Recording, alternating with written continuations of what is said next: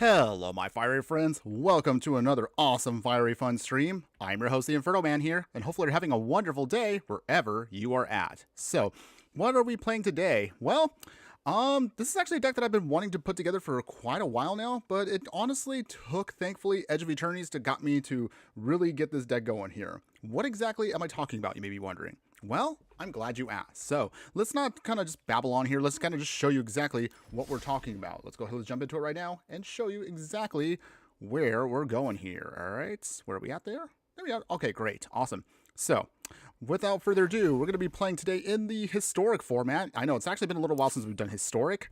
So I figured, you know what, let's jump into it right now. Let's kind of see what's cooking, of course, in the historic format. So we'll be playing a Tezzeret deck. It's going to be a control deck that literally has no creatures designed to be put into it. It's just going to be, again, trying to put out as many Tezzerets as possible so we can just kind of Tezzerize, if you will, our opponent here. Actually, I realize that's actually the old name up here. So let's kind of change that real quick here.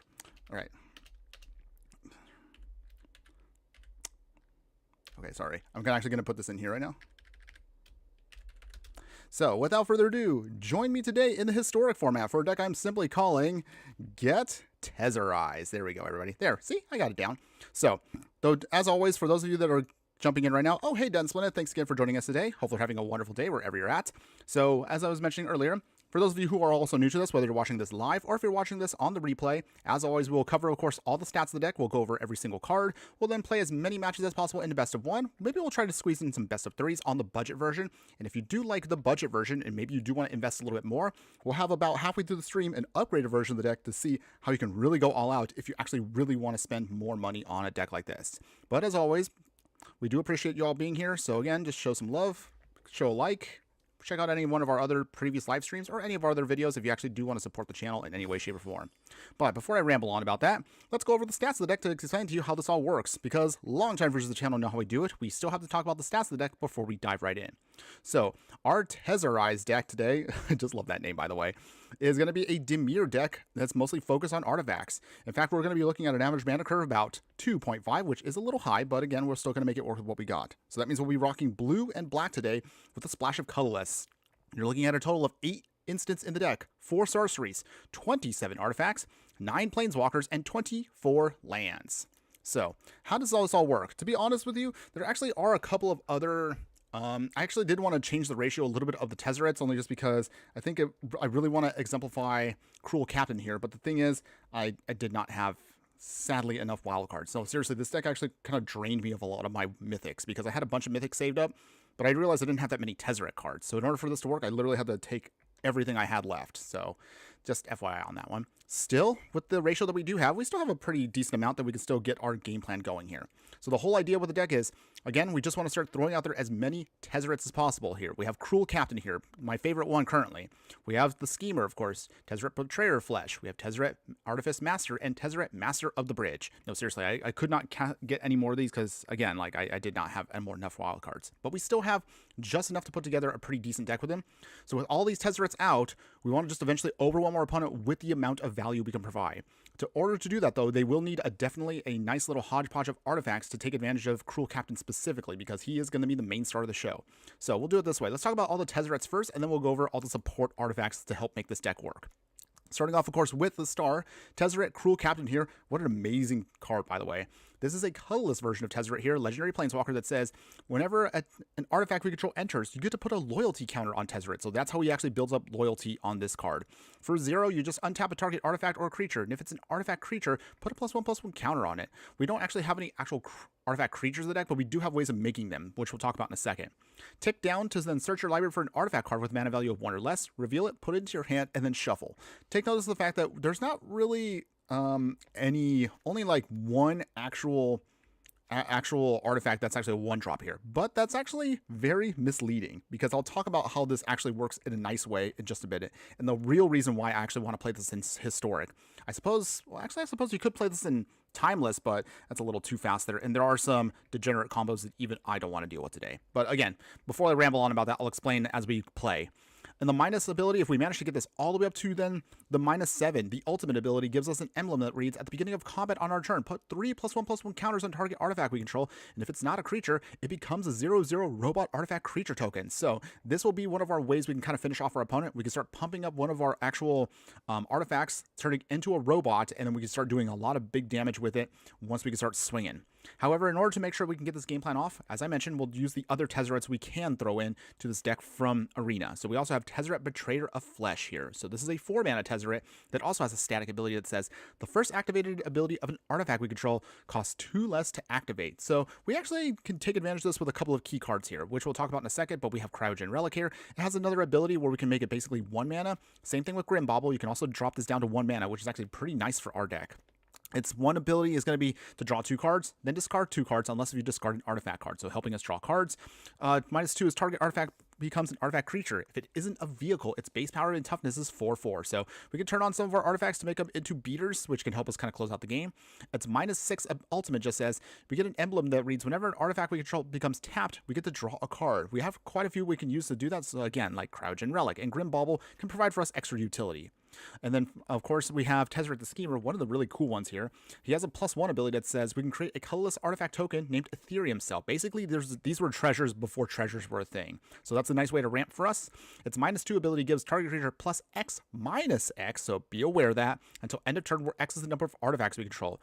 Select artifact creatures we might be able to build can actually take advantage of the pump, and select creatures our opponent has if we have tons of artifacts out. Basically, it just becomes a removal spell or a removal ability.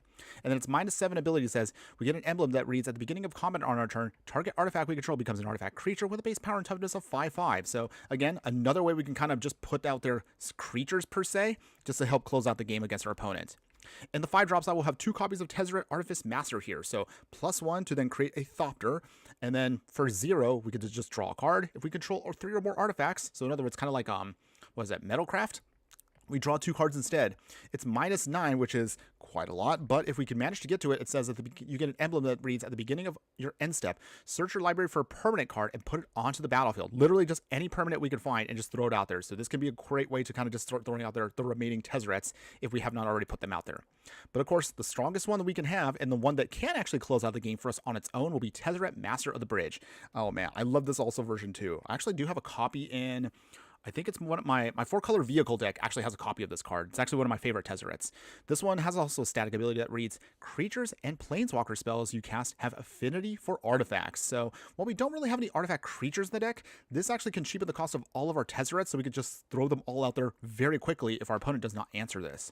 Its +2 ability just reads, it deals X damage to each opponent, where X is the number of artifacts we control, and we gain X life. So it's a life gain and drain ability, which is actually amazing and great for us to kind of close out the game. It's -3 just allows us to bring back an artifact card from our graveyard to our hand. Not too often we do that, but sometimes there are going to be some moments where you do need to bring back an artifact. And then it's -8 just reads, exile the top 10 cards of our library. Put all artifact cards from among them onto the battlefield. And of course, we are at a critical mass of artifacts, so this should be easy for us to then just ultimate and just destroy our opponent. So with all that, that's going to be the game plan. However, we do need artifacts, of course, to provide support for this. So going over to the 1-drop slot here, we'll have Grim Bauble. We have 4 copies of this. When it enters, just give a creature -2/-2 until end of turn. We can then sacrifice it later on by paying 3 and then surveilling 2. Not too often, again, you're going to surveil with it, but sometimes it is helpful for that. It's just an early game removal against our opponent. We also have Annihilating Glare here. So this is one of our non-artifact cards that can help us just remove creatures and planeswalkers. So again, more spot removal. In the 2-drop slot, we'll have Cryogen Relic, also from Edge of Eternities. 4 sets of these. They enter or leave the battlefield. You can draw a card. So this is great as a card draw engine for us. You can sacrifice it by paying 2 and then put a stun counter on up to 1 target tapped creature. So this can also slow down our opponent quite a bit. If they do manage to swing, we can just stun them for a little bit and then buy us time when we need it. Deadly Dispute is also good for us. Instant Speed just helps us just sacrifice an artifact or creature. We have tons of artifacts we can just toss away, like those Cryogen Relics or Grim Baubles. Ideally, sacrifice the Cryogen Relic so you can basically pay 2, draw 2 cards, create a treasure token, and also draw a card off the Cryogen Relic. So that means that could be 3 cards for 2 mana. That's a great deal, by the way. We do have sometimes some decks that really much annoy us with some of their hexproof or indestructible creatures, so we also will throw in 4 copies of Tithing Blade here. When this artifact enters, an opponent has to sacrifice a creature of their choice. If we manage to actually craft with it, you technically can, But you do have to craft for the creature, though. So ideally, this would be when we actually can get up stuff like Thopters and stuff. You can sacrifice those with crafting to then flip this into Consuming Sepulcher. So that means this will be a new artifact that allows us to then life gain or drain our opponent for 1. Not too often, again, you're going to do that, but sometimes it is helpful for what it does.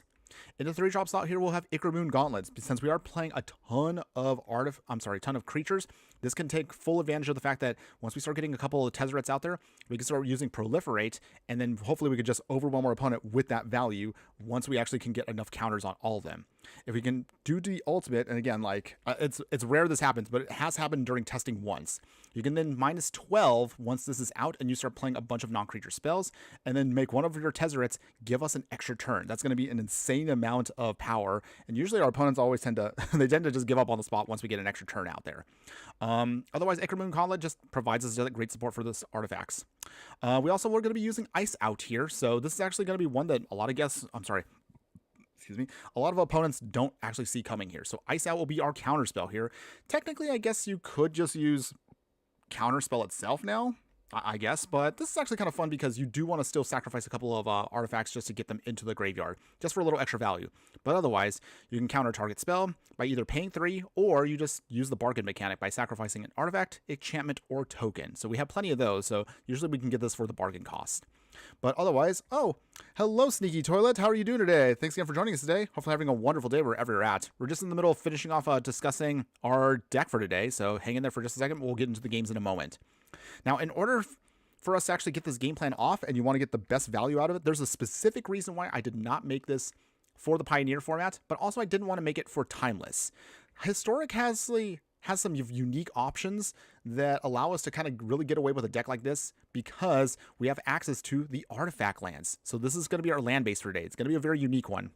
We have Mistvault Bridge here. They do enter tapped, but it is an artifact, and technically you can fetch these out with Tezzeret Cruel Captain.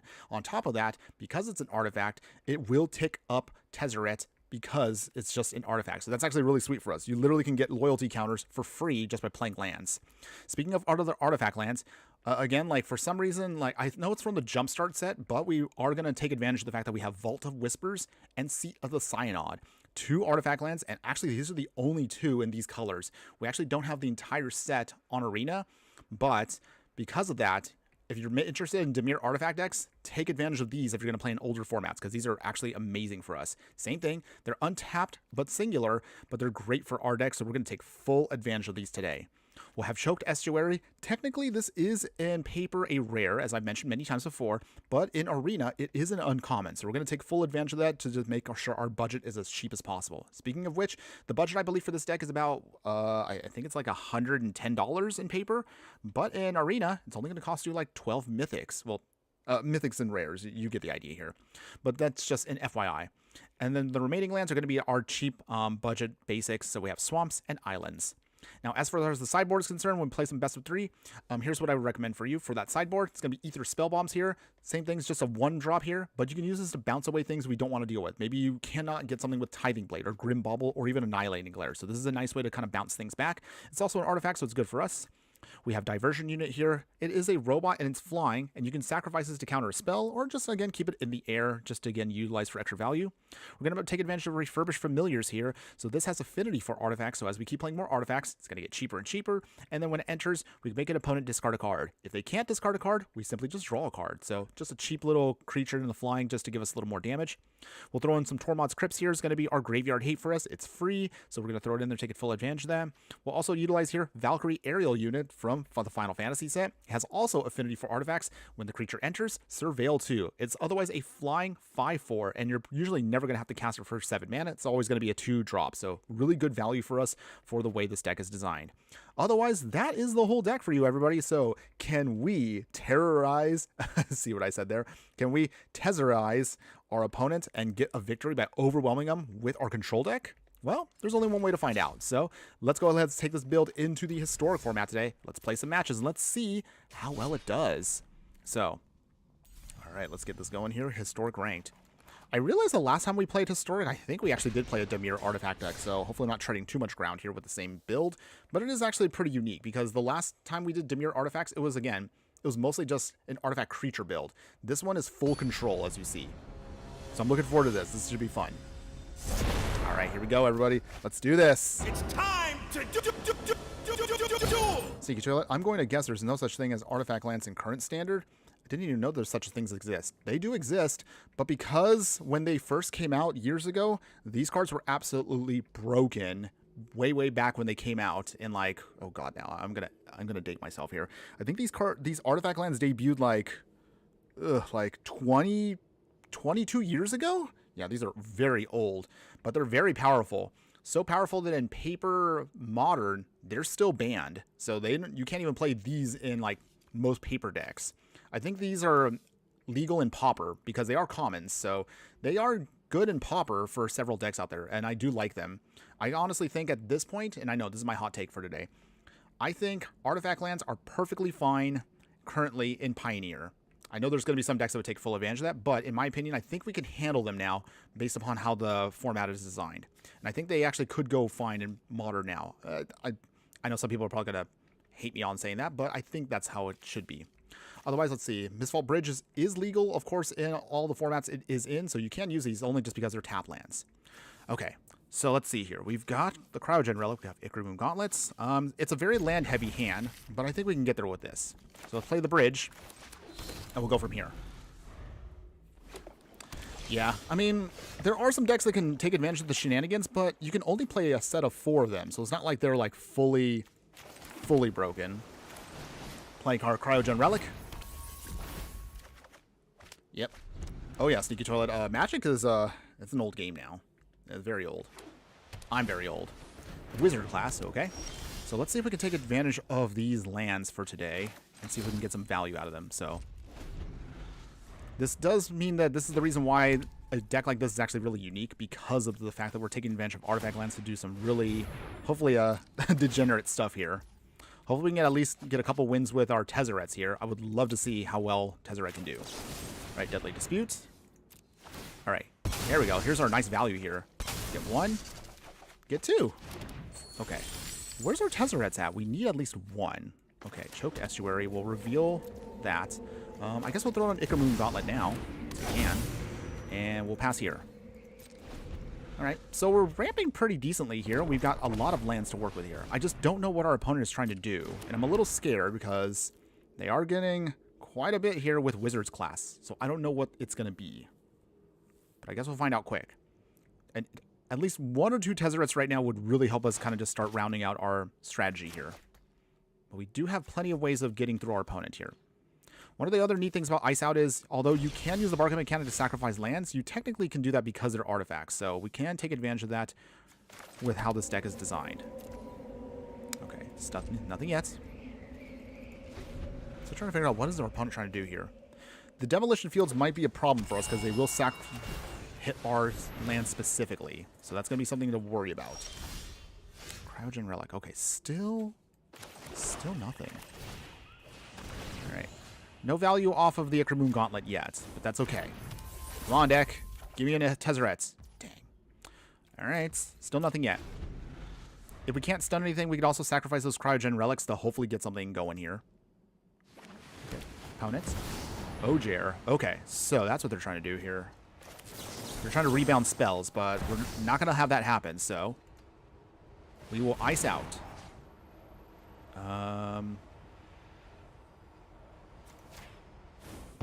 Okay, there we go.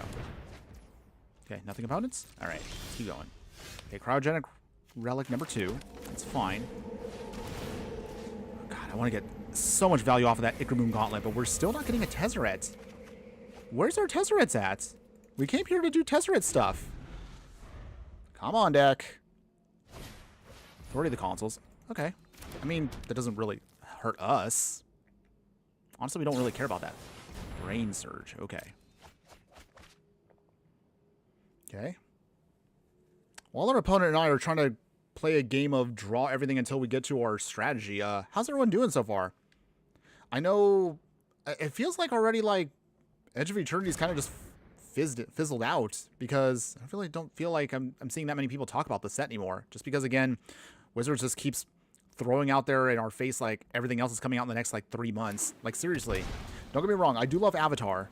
I just wish they would slow down just a smidge because it's just Man, we're getting so much going on here. And I really do want to take the time to actually enjoy this set more. But it's just...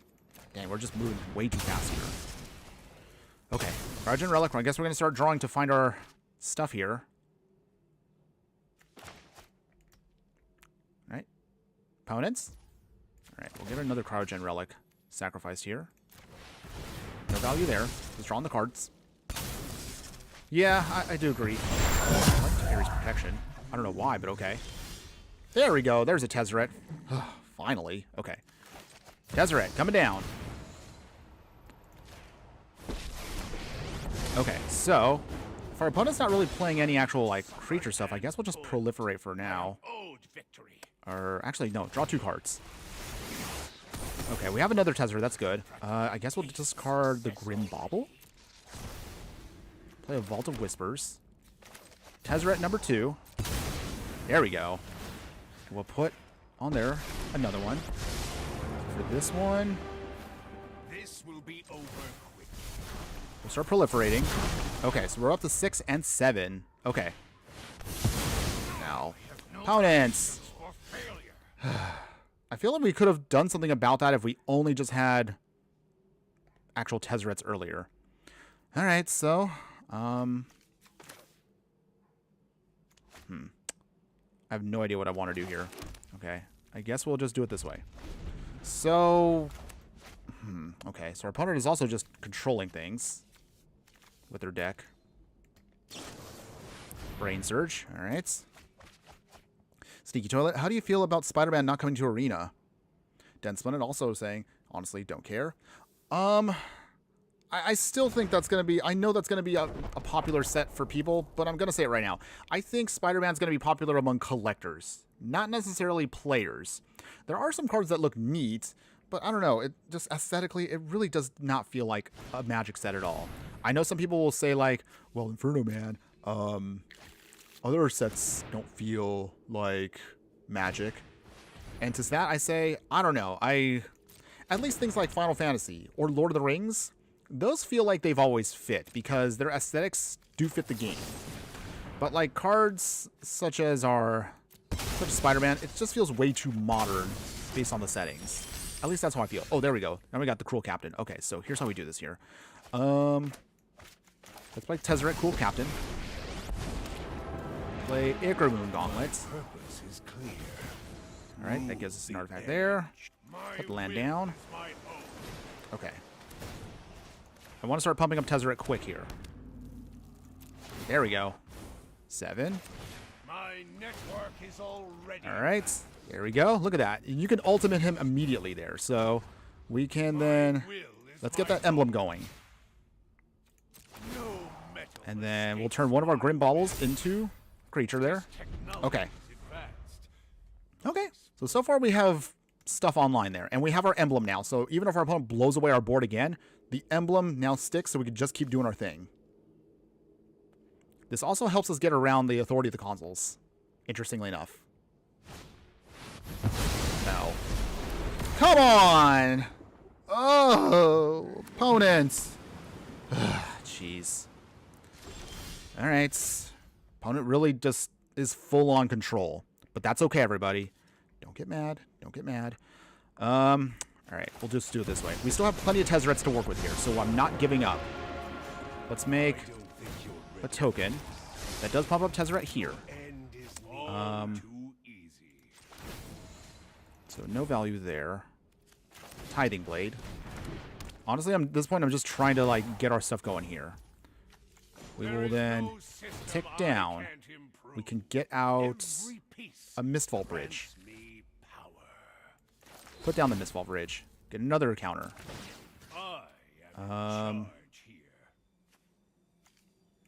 Turn on the Tithing Blade there. No damage yet. Okay, so we do have our Tezzerets online. Our opponent's just going to keep trying to exile everything. Wow. I literally face off against the one opponent that has exile effects against everything we do. Wow, our opponent really wants us to play this in hard mode. We're not giving up, though, everybody. Because, opponent, I'm going to keep throwing Tezzerets at you. Don't think I'm going to give up yet. Okay. They get life all of that. That's fine. We can't swing anyway, so... Okay, we can untap that. And Work then harder. make another Ethereum cell. Pumping up here. I mean, we are still fighting through this. Some way, somehow. Alright. So we can swing with that. Success. Okay. Opponent's probably going to try to keep looping things just because of stuff such as Gaia's Blessing. But, again, I'm not giving up yet. Sneaky Toilet still has faith. Still appreciate that support, my friend. It's just they have such an annoying deck. But at least we got one emblem up. If we can get at least an emblem up, we can slowly start getting our value back. 30 the consoles. That's fine. Okay, good. They're tapped out. That's actually what we wanted. So, Mistfault Bridge back. Thank you for the free counter there, opponents. Let's see. We have Annihilating Glare. So, we can... You know what? We're going to pay full price. We don't need to... They're tapped out anyway. So, that's down. Let's see. We can then tick up here. Make another artifact. There is no Draw a card. I can't Draw 2 cards. you respond. There we go. Okay. Ichor Gauntlet back. Don't think I'm going to let you get away that easily, opponent. Proliferate. And then we can then turn on our treasure here. There is no Down to 16. system I can't Whew. Okay. We're still fighting it. Even though our... Come on. Ugh. The one matchup I have to face against our opponent here because constantly has exile effects. God, this is beyond frustrating here. Okay. And we are unfortunately all running out of time. We're going to try here. Tithing Blade. Okay, so they have to sacrifice the spirits. We'll play another one here. We turn on our Mistfall Bridge. Take out Teferi. Teferi down. And let's see. It's getting worse. Alright. Okay, opponent is just going through the motions here, and they just keep trying to slow us down as much as possible. We will have a counterspell we're going to hold on to here. You know, alchemy cards. I do forget that Historic does have alchemy cards. Ugh, jeez. Okay. Whenever this creature does cast a spell that you don't know. Okay. So our Tithing Blades might come in handy now. That might help us out a bit. Okay, we can turn our artifacts into stuff here. Grim Bauble. Okay. Seed of the Synod. Tithing Blade. Opponents.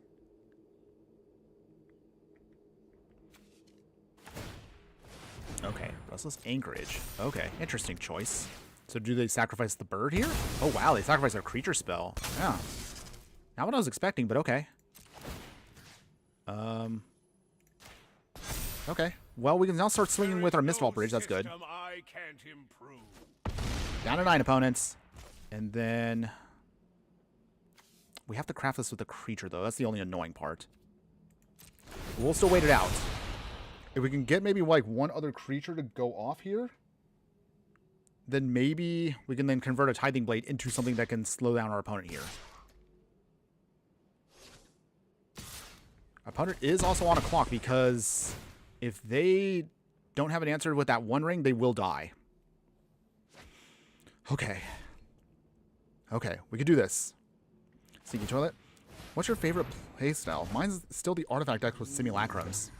I'll be honest, I almost put Simulacrum in this deck, but because of how it's designed, it just doesn't feel like it fits the deck. Okay, Ice Out. So we will Ice Out our opponent here. No more value out of you opponents. Fae of Wish is going to go down. Oh, wow. Okay, that means they're drawing into Desperation there. That means they need to find something now.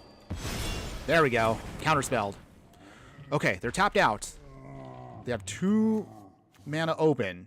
Can we close this out here and now? Honestly, I still am a big fan of mono red aggro. Oh, Brain Search. Okay, wow. Opponent's desperate. Did they find an answer? I don't think they did. Did we finally get through this? Because this was such a miserable fight to deal with here. Come on. Did we get the win? Did we get the win? Come on. Opponents. Do you concede? Opponent? Come on.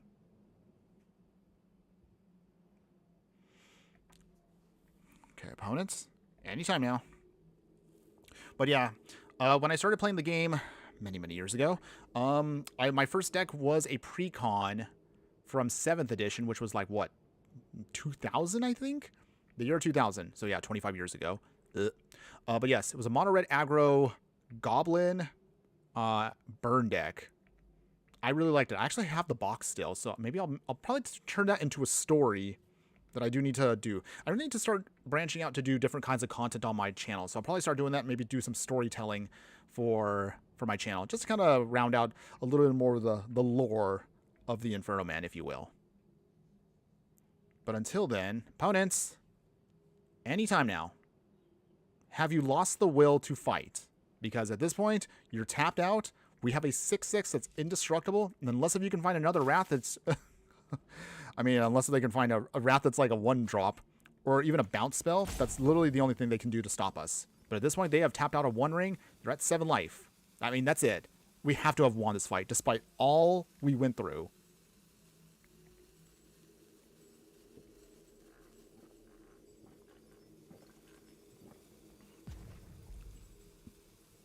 Oh, jeez. Okay.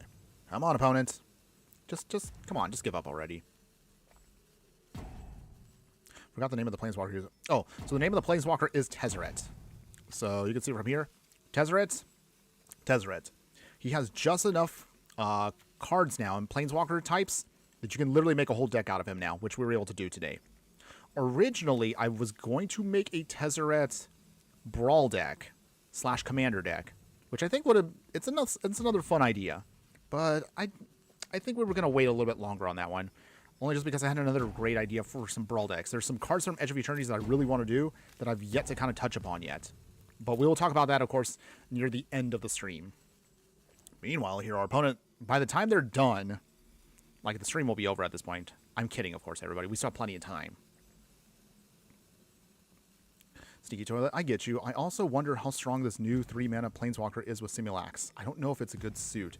Actually, I think it would be insanely powerful. The thing is, however, you've got to find a way to keep getting out there 3 drops in order to get Tezzeret to do its thing. If you get maybe like 2 copies of the synthesizer, the Simulacrum synthesizer, then this card is absolutely bananas. But seriously, the other way you can take advantage of Tezzeret here is just play very low to the ground artifacts and start churning out a bunch of artifact tokens, because he will go off with even treasures, blood tokens, clue tokens. Any token does trigger off Tezzeret here, so keep that in mind. Keep that in mind. And we do have some things that maybe we can bring up in the future with Tezzeret and artifacts. Okay, literally our opponent here is going to go to the max. Are they salty scooping? Or did they disconnect? I mean, either way, we finally won. I mean, it just took so long. So many board wipes. But some way, somehow, we fought through everything. I mean, look at this. We fought through Teferi's protections. We fought through all the stuff. Our revelations. We fought through Sunfalls and Farewells, and we still found a way to get through. There we go, everybody. Yes, the victory there. Take that, opponents. Some way, somehow, through like 4 or 5 board wipes, Tezzeret has Tezzerized our opponent into oblivion. Oh, man. That was a good match, though. Absolutely grindy, but we found a way to fight through all of that. I don't know how we did it, but we did it, everybody. If nothing else, even if I lose for the rest of the stream, that was a good match, though. It shows you the tenacity and the power of Tezzeret once you start getting his artifact game plan going there. All right, that was a good one, though. All right, so nice one to kick us off there, but oh man, what an exhausting match that was. It took literally like 20 minutes off the stream just to get that one battle going. But sometimes those are the most fun ones, is when you can really just keep fighting no matter what. So, whew. Okay, hopefully this one won't take too long, but we'll see. All right, so we got our Ichor Gauntlets. We have some removal here, an Ice Out, and a Cryogen Relic. Okay, this is pretty good. Okay, Sneaky Toilet, your opponent just used the good old... Yes, they used Alt 4. They just gave up there, but hey, I'll take it. A win is a win no matter what. Yeah, he closed out the game, though. I know it's unbecoming, but if I saw an opponent like yours in real life, I would definitely pose them in the face. I'd hit them in the face. I would... To play such a... Yeah, deck, and then still abandon. We call them... Oh, yeah. Yeah, I know. Some people are just like that. It's just the nature of how some players are. Some people are just salty and just little babies about stuff. Trust me, I've had my complaining moments many times already, but if I know I'm gonna lose, I would not want a salty scoop. That's very, I don't know, it's not very friendly. But again, some people are like that. Okay, so our opponent is playing elves. This would be the matchup we would actually want a Wrath, but actually there is one weakness to our deck, which is we don't have Wraths. That's actually one thing I probably might want to consider in the future. But we'll talk about that in the upgrades later on. That would probably be one thing that I would probably caution you on for a deck like this is we don't have any Wraths, but we're hoping to control the board before our opponent can go wide. Yeah, Fragile Eagle and a skill issue. It's okay. That's going to be how our opponent is, so it is what it is. Hold on, everybody. Okay, have to get rid of the bot there. No bots. Okay. All right, so our opponent here is definitely going to start doing their thing quick, so we need to get rid of key pieces here. Beast Whisper's got to go bye-bye. Cryogen Relic goes bye-bye. But we get to draw a card off of that.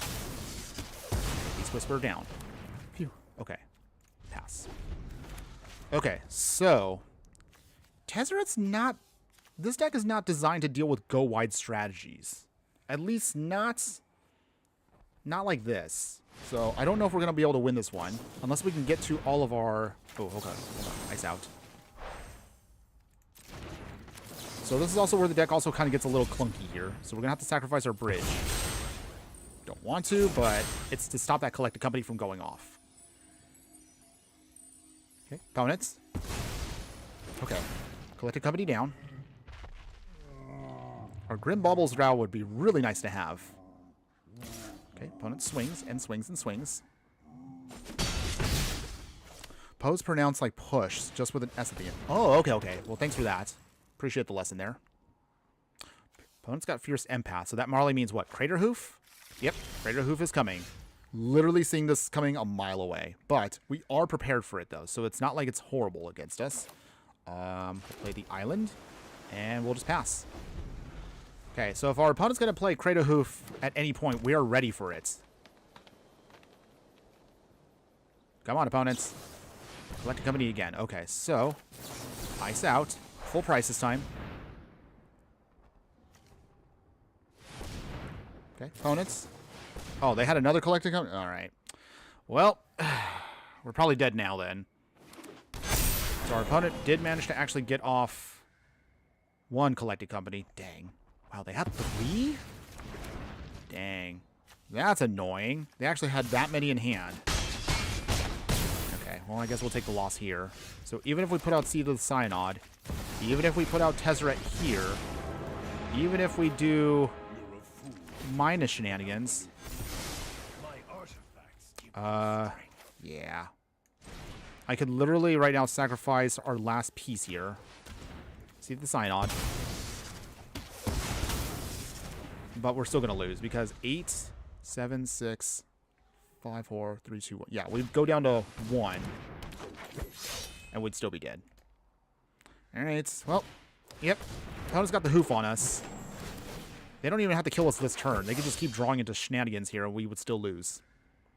Wow, who would have thought the Crater Hoof Behemoth would actually make a comeback in Standard? It actually now is playable against all formats. Very interesting right now. So our opponent will now take this time to kind of Tezzerets. And unfortunately, dang, we lost. Nothing else we can really do here. So, alright. Fine, opponents. Ouch. We just couldn't keep pace with their go-wide strategy. If we only had at least 1 or 2 Grim Baubles in the opening hand, we could have slowed them down completely, but it is what it is. No big deal, everybody. We'll try to still see if we can rank up. Alright. Let's keep the good times rolling. It's okay. We're still going to be a Platinum. Although, I was about to rank up to Diamond last night, but because I was recording some experimental stuff for future deck techs, I ended up going all the way back down to Platinum 4. Kind of a shame, though. I was really close, but I really wanted to make sure our footage was authentic. So, that's how it goes. No big deal, though. Okay, so let's see here. Pinnacle Starcade would slap, but it's white mana. But that is something we could talk about coming in the future. That is something that we can discuss. Okay, so what do we got here? So we got Deadly Disputes, Moon. Okay. Still good hand here. If we can get another land, then we'd be good to go here with the Annihilating Glares. Okay, so let's see. Opponents, show me what you got. Bring it on. It's time to do. All right. Opponents. Okay, while they're doing their thing. Question for everybody here while I'm asking. Okay, so in your opinion, what do you think is going to be the bigger set this year? Do you think it's going to be Spider-Man or Avatar? And what I mean by that is, do you think this is going to be the bigger set in terms of a set that's going to be, it's going to generate a lot of eyes on the game? Or is this going to, like, is Avatar, or is it going to be Spider-Man's going to draw new players into Magic? What are your thoughts on that, everybody? Let me know in the comments below, and I'd love to hear from you. Honestly, I put down that I think Avatar is still going to be the game that's going to really pull in new players. Mostly you're going to get a lot of collectors from Spider-Man. Not that that's a bad thing. It's just they are not going to be sticking around for the game. They're going to be here literally just to collect the cards. So in other words, I see that Spider-Man is going to be like Pokemon.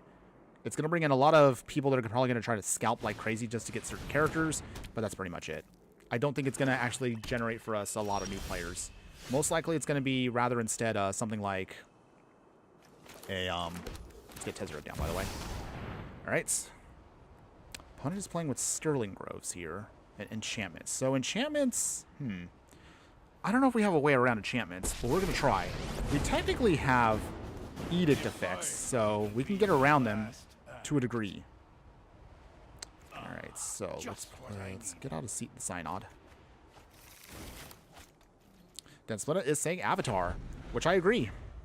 At the very least, also, Avatar fits the theming and aesthetics of Magic, so that's why I'm not gonna hate on it. I like it for what it is. Oh, opponents, you think you're safe with your Sithis there? Well, prepare to lose. Okay, so get our first artifact down. We will play Tithing Blade. So we have Edict effects ready to go. So our opponent here thinks they're safe, but they're not. So this goes bye-bye. Okay, so that's good. And then we can, well, all right, Deadly Dispute, I guess. What's nice also about Deadly Dispute is it does generate a treasure, which does help us tick up with Tezzeret here. So it's kind of nice that Tezzeret is kind of like a pseudo ramp piece for us. And we'll pass from here. So ideally, we'll get down Infernoman Gauntlet next. And then from there, we should be able to just quickly go off with Tezzeret here. Sterling Grove again. Okay. Dual Shroud is going to be very hard to get around. Oh. Can't lose the... Okay.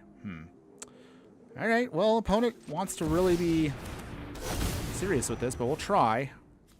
I am in charge. See the Synod. 6. And... Technology has advanced. Proliferate. 7. So sometimes matches like this, I feel like I probably should do another option here for a way to win. But yeah, I anticipate we're going to get a lot of scalpers for Spider-Man. You can still buy stuff for Avatar right now. It is out there. I was able to get a box because I love the series, so not just because I want to try to collect stuff. I actually do legit like the series. Okay, so Misfault Bridge. Okay. Loyalty counter on. We will... Let's get our ultimate. So at least now we have a way to start creating creatures. Tithing Blade. Infernoman Gauntlet goes off. Okay. Well, I mean, slowly we're getting there. Tezzeret will get loyalty again. So this goes bye-bye. So their strategy here is slowly not doing anything. And we look at, I mean, it's so easy for us to rebuild with Tezzeret with stuff here. Just those loyalty counters just go up like like crazy. All right, pass here. So see, look at that, back to 5 already. And then, let's see. You don't lose the game for having 0 or less life. Okay.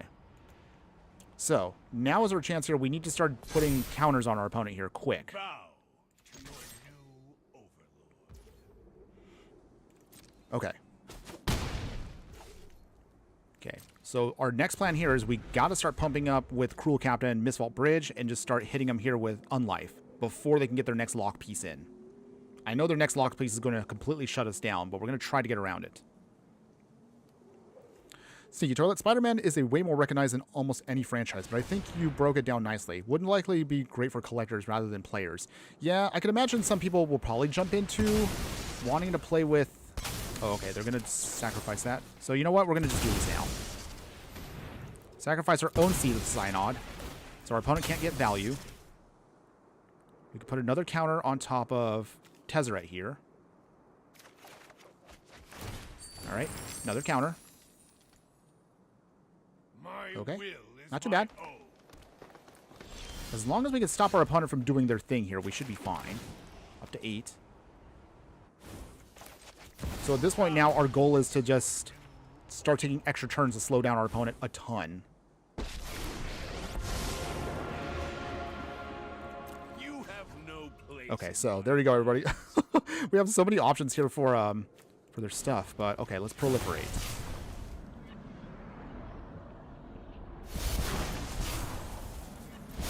Start proliferating.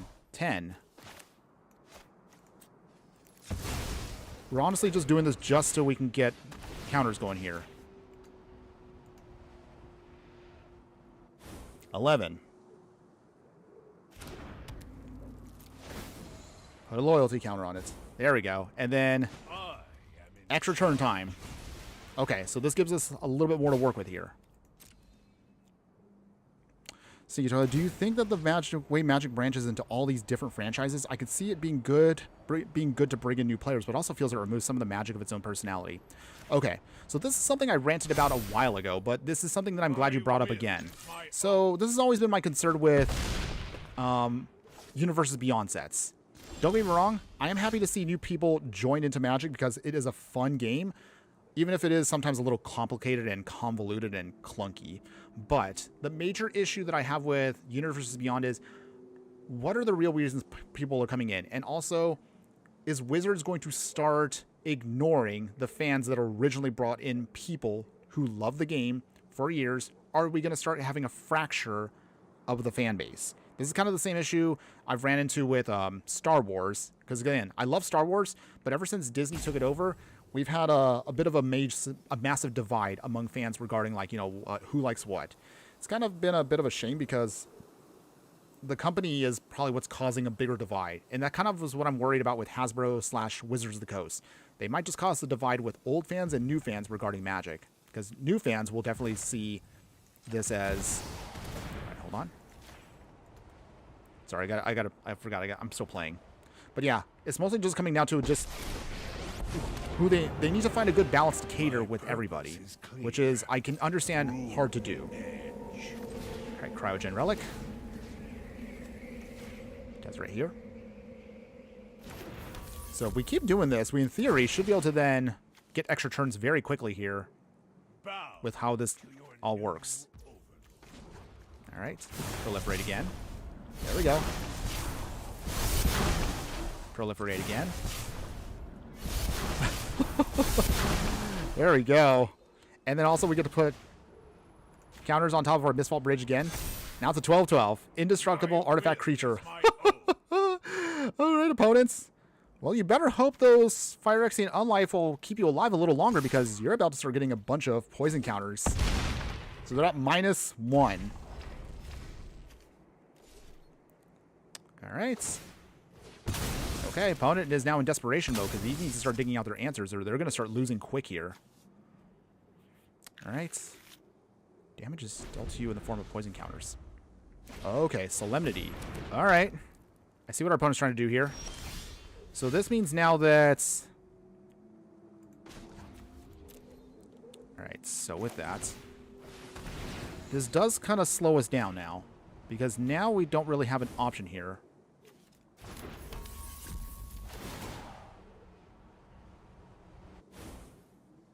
We draw a card. charge here. Okay, so...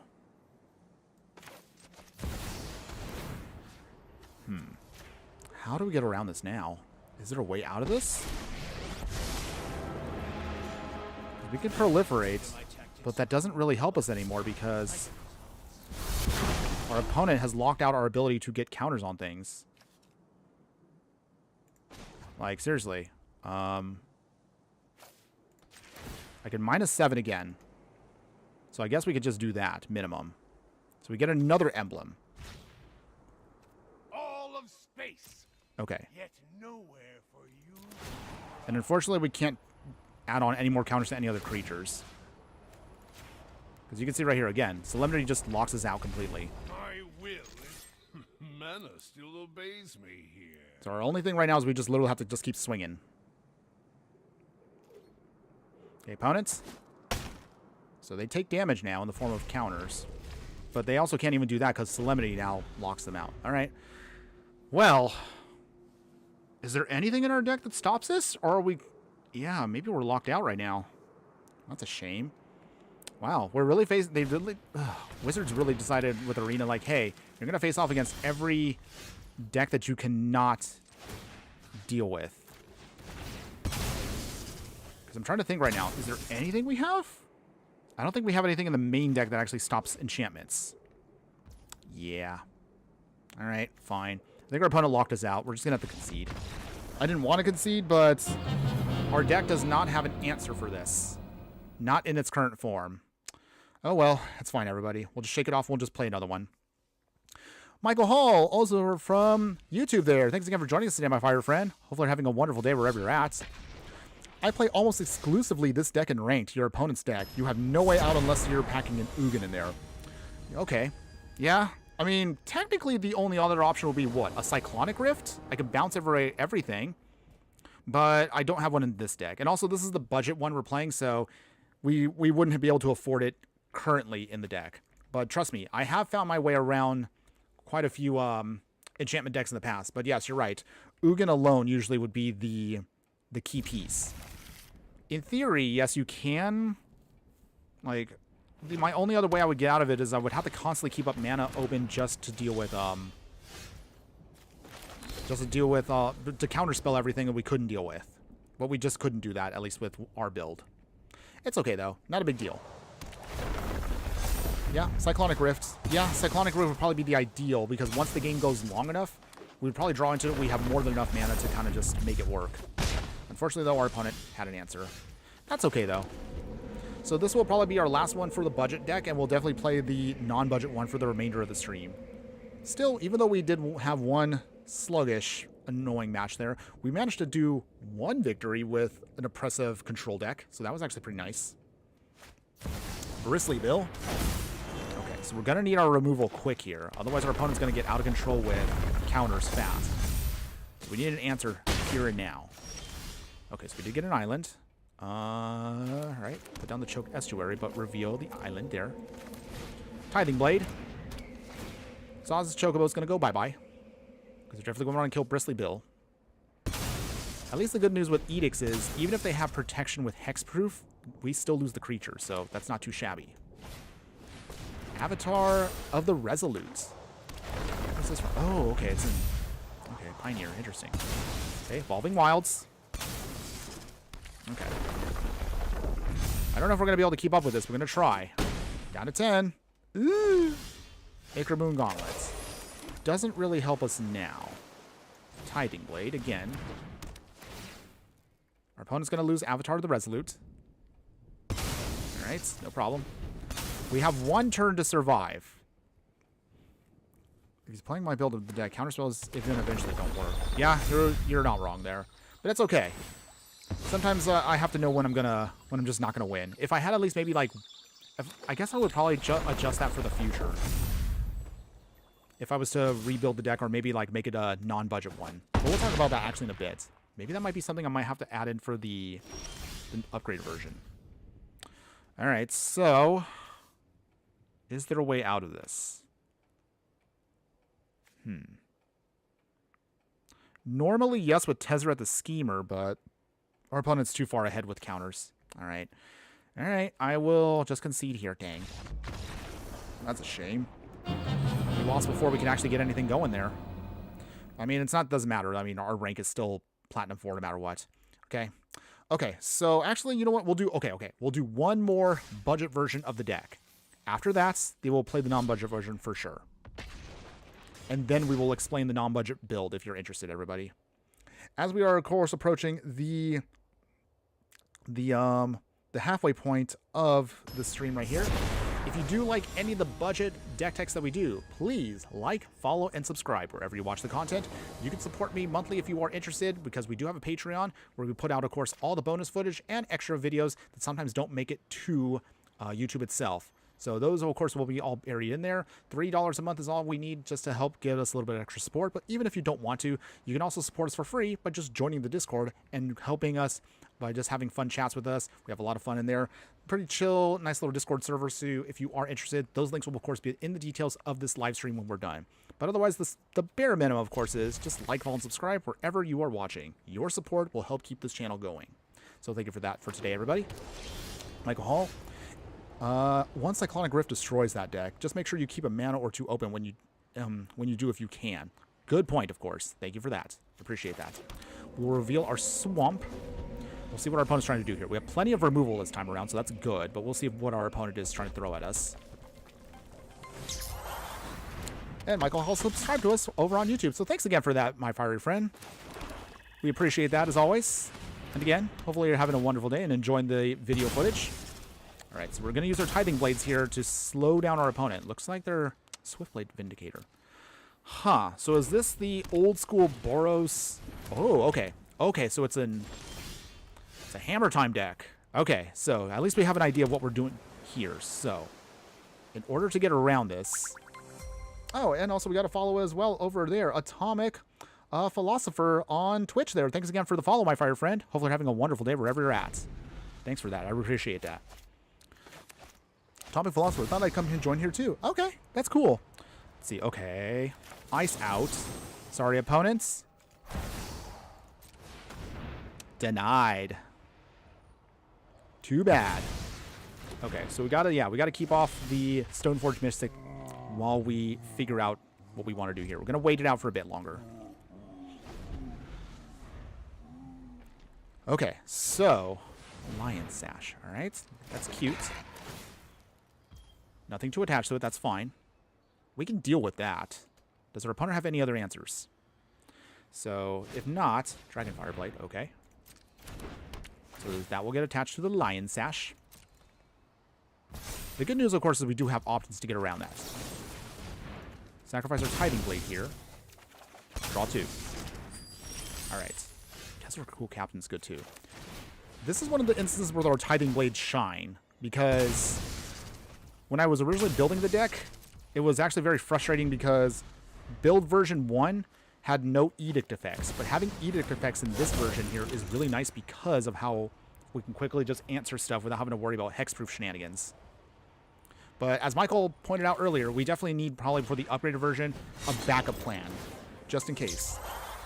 Oh, and the subscription also from you. Thanks again for that. I really do appreciate that. Thank you so again, my fire friend. And again, we really appreciate all the love and support you provide. Okay, so let's see here. Our opponents... I think this is the turn for Tezzeret here. Here we go. This is what we came here for, everybody. So, Annihilating Glare. We will sacrifice our Tithing Blade. Sorry, Stoneforge Mystic. You gotta go. Sacrifice the Tithing Blade. And down. We'll tick down, actually, Tezzeret here, because we want to land. We will get out... Get out Seat and Synod. Okay, so while we tick down Tezzeret, that's still fine because we can still pump him up very quickly with our extra artifacts. And there you go. Our opponent has had enough. Yes. Victory. Yeah. All right.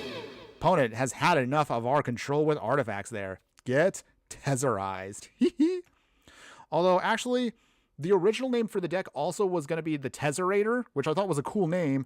Unfortunately, I was too slow because by the time I had that ready to go, the streams that was planned today, we were too slow versus, what is it, MTG Goldfish? Again, nothing wrong with them. I do love the channel, but they literally made a Tezzeret deck that was called Tezzerator, and I don't like to repeat the same names as another channel. That feels a little goofy to me. So that's why I don't like to do that.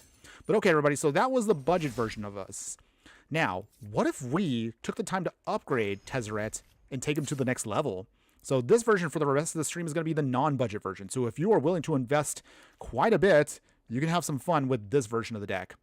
Although now that Michael has pointed something out to me, I might try to put in, and again, I'm not sure if I want to do it now, but I think we'll do it near the end, which would be 1 or 2 non-Tezzerets just to kind of give you an emergency panic button if things fall apart against maybe like something like the Enchantress deck where you just can't hit anything. So that would be something like an Ugin. That would be our backup plan if things go horribly wrong. So with that, again, don't feel like you have to do it. So if the deck goes horribly wrong, you could throw an Ugin if you need to, at least maybe like 1 copy, just to kind of give us a little bit of a backup versus what our opponent's doing, just to kind of give us, again, a cheese win. I won't do it in this version here because I still want to talk about the deck as is, but this will be an option for you if you're playing this deck and maybe you're like, I just can't stand losing to Enchantress. But again, we'll talk about that a little bit later on. Let's go over real quick the upgrades for the deck if you do want to play this now on a much more stronger level. So for this version here, we'll cut down some Grim Baubles and we will add in Demonic Junker here. So this gives us now a much more harder removal. It has affinity for artifacts, so this will be really cheap for us. Ideally, this should be a 1 mana removal spell. Sometimes you might blow up your own creature just to give some extra counters on it. You have to crew it for 2, but we do have Tezzeret Betrayer Flesh, which can turn on some of our artifact vehicles into actual creatures. So that actually can still work for us. In terms of other upgrades to the deck, we're going to add in Thought Monitor. So we actually will get rid of our Deadly Disputes. This gives us now a creature to work with here. And also, again, with affinity for artifacts, we just draw 2 cards. We have no problem, of course, getting artifacts on the battlefield. So this is why we're going to rock with this. If you still feel more comfier using Deadly Dispute at instant speed, that's all totally fine. We're just trying to show you, again, better ways than all other options for a card draw. Otherwise, keep all the Tezzerets as you are. I would say ratio-wise, if you can afford it, maybe minus 1 Infernoman Gauntlet and add in another Cruel Captain. I unfortunately just can't do that just because I'm out of wild cards. So the 2 copies that I have is literally all I can afford. No, seriously, I'm so broke right now. And I need to start waiting for... I have to start waiting for Spider-Man. I don't know how we're going to do that, everybody. I don't know how it's even going to look on Arena. It's going to be so clunky and awkward for us. But we're going to try to find a way to make Spider-Man work. So I'm going to have to start, unfortunately, saving up for Spider-Man. Yeesh. Hopefully that'll be good. So I'll try not to be too negative about that, but I don't know how it's going to work. Any case, going back to this. As far as the rest of the deck is, just keep it as is. For the upgrades to your land base, this is where it's going to be very mishmashy. So we're going to go down to 1 island, 1 swamp, so we still have at least 1 basic. We're going to add in Midgar City of Mako here, so this will be our land town. You can use this, of course, to help draw you some cards if you need to, but it's going to be a tap land in a pinch. We'll throw an Archway of Innovation, so this has the improvisability, so then that means the next spell we cast this turn can have improvise. We'll have quite a few artifacts that sometimes may sit on the battlefield, so this can help us sometimes cast things for a lot cheaper. Keep, of course, your artifact lands. Of course, keep your tap 1. We're going to throw in Restless Reef, so we have a creature land now, just 2 copies of this. Yes, it'll enter tapped, but that's perfectly fine. We can use this to make a shark token with Death Touch. They can still, of course, help maybe mill out our opponent. I don't know. I don't expect us to do anything with the milling, but that still can help us out, or it gives us at least something to block with in a pinch. Throw in the Watery Graves, of course, so the shock lands are going to be your upgraded dual lands. We have a single copy of Nesting Grounds here, so we could move maybe some extra counters from one of our Tezzerets onto another Tezzeret. Just maybe we can pop off with that, or Infernoman Gauntlet. Again, that's mostly going to be for the long game, so that'll be in there. And a single copy of Volatile Fault is going to be our non-basic land hate. This will leave behind a treasure for us, but that does trigger off, of course, Tezzeret Cruel Captain, so that's the reason why we're picking this one specifically. As far as upgrades to the sideboard here, we didn't really get a chance to play with it that much, but we're going to keep the Tormod's Crypts, keep your Ether Spell Bombs. We're going to throw in 1 single copy of Blackstaff of Waterdeep, so again, it's another way you can turn one of your random artifacts into a creature if we need to, just to do some blocking. You can keep the Diversion units as well. I do like the card. It's a flyer also, so it's not too bad. Keep the Refurbished Familiar, and then we'll throw in some Kappa Cannoneers. So this gives us another win con for the deck here. It has Improvise, so you can tap down your extra artifacts to then make this a really cheap Turtle Warrior here. It has Ward 4, so that means it's going to be almost impossible for your opponent to hit. However, anytime this creature or another artifact we control enters, you get a +1/+1 counter on it, and it can't be blocked. So really, really good option for us there. Now that I actually mentioned it with someone, and I know I just talked about it, I think instead we'll throw in that Cyclonic Rift that was mentioned earlier. And we'll put that in the sideboard. So Cyclonic Rift is going to be your better option there. Ice Out now, I realize since we're actually upgraded, we actually don't need Ice Out anymore. We're just going to throw in straight up Counterspell. So Counterspell is, of course, your straight up option there. You actually don't even need to worry about paying the rares anymore. You can just pay for it for a cheaper cost since they are available for you for the Final Fantasy set. So FYI on that one. Obviously, if we're going to go into, say, Timeless, you can also go with Mana Drain. But that's going to be something if you want to upgrade into the more higher level, more higher powered options for you for anything beyond Historic. So FYI on that. We'll throw in 1 for now. So I think maybe we'll cut... I guess we can cut the Refurbished Familiars. Probably could cut those. Cyclonic Rift. And I guess we'll put in the Ugins here in the back. So I think I'll do that instead. So in the back here, we'll put in Ugin the Spirit Dragon. So we'll throw those in instead. And that gives us at least a backup option in best of 3. So there you go, everybody. That is going to be our upgraded version of the deck. Don't worry, again, links for both of these will be available at the end of the stream. So I will update, of course, the details for the live stream so you can get copies of these if you're interested in these versions of the deck. So let's play now. Historic Rank Best of 1. And let's see how well they do. All right. Feel pretty good about this one. Sneaky Toilet. Let's see. Oh, wait. Hold on. Atomic Philosopher. I have literally not had Prime for about 6 months. They still let me give people money for some reason. Have some actual free money from Bezos. Well, hey, can't hate on that. Bezos has got literally the money in the world. So, you know what? I don't think he'll mind giving me a couple of pennies here and there for this little peasant streamer. So, thank you for that. I still appreciate that. Sneaky Toilet. Bro, I won't lie. The dude from MTG Goldfish is one of the most annoying voices I've ever heard. And it's the worst because he forces his face vocal swings, which kind of grinds my gears more than it should. You're talking about Seth from MTG Goldfish. I won't hate on the guy. He has a good cartoony voice, which I think if he ever quits MTG Goldfish or if anything went under, that guy would be amazing for cartoons. No, seriously, like it was something that threw me off a couple times when I first started watching the channel. But I like the guy. He seems cool enough. I mean, hasn't done anything weird, so again, not gonna hate on him. Again, like, and I'm not gonna be a person that likes to talk smack about other channels. That's not how I am. I support what they do. Sometimes I don't always agree with their opinions and takes on stuff, but that's perfectly fine. I mean, we all have our different opinions about Magic and how to play the game and whatnot. So they're at least one of the channels I can enjoy. There are some channels out there I cannot stand. And there are definitely some Magic channels that I will probably never watch. I've watched maybe like 1 or 2 videos from other channels, and I'm just like, yeah, no, not my jam. And that's fine. All I always ask of you guys is, you know, just, hey, do what you feel is most comfiest for you. But at the same time, like, you know, do what makes you happy. Okay. Let's see. I don't want to give away our game plan, so we might have to just throw away... Yeah, we'll throw away Grim Bauble. Dang. Where's our lands at? We need a land. We definitely could use another land. Maybe I should have put another land in the deck. I don't know. Something to think about. Atomic Philosopher. I cannot stand the way he laughs at every 5 seconds. Oh. It's not that bad. Trust me. Trust me. I've seen enough channels out there where there's some people that literally will scream at the top of their lungs on stuff.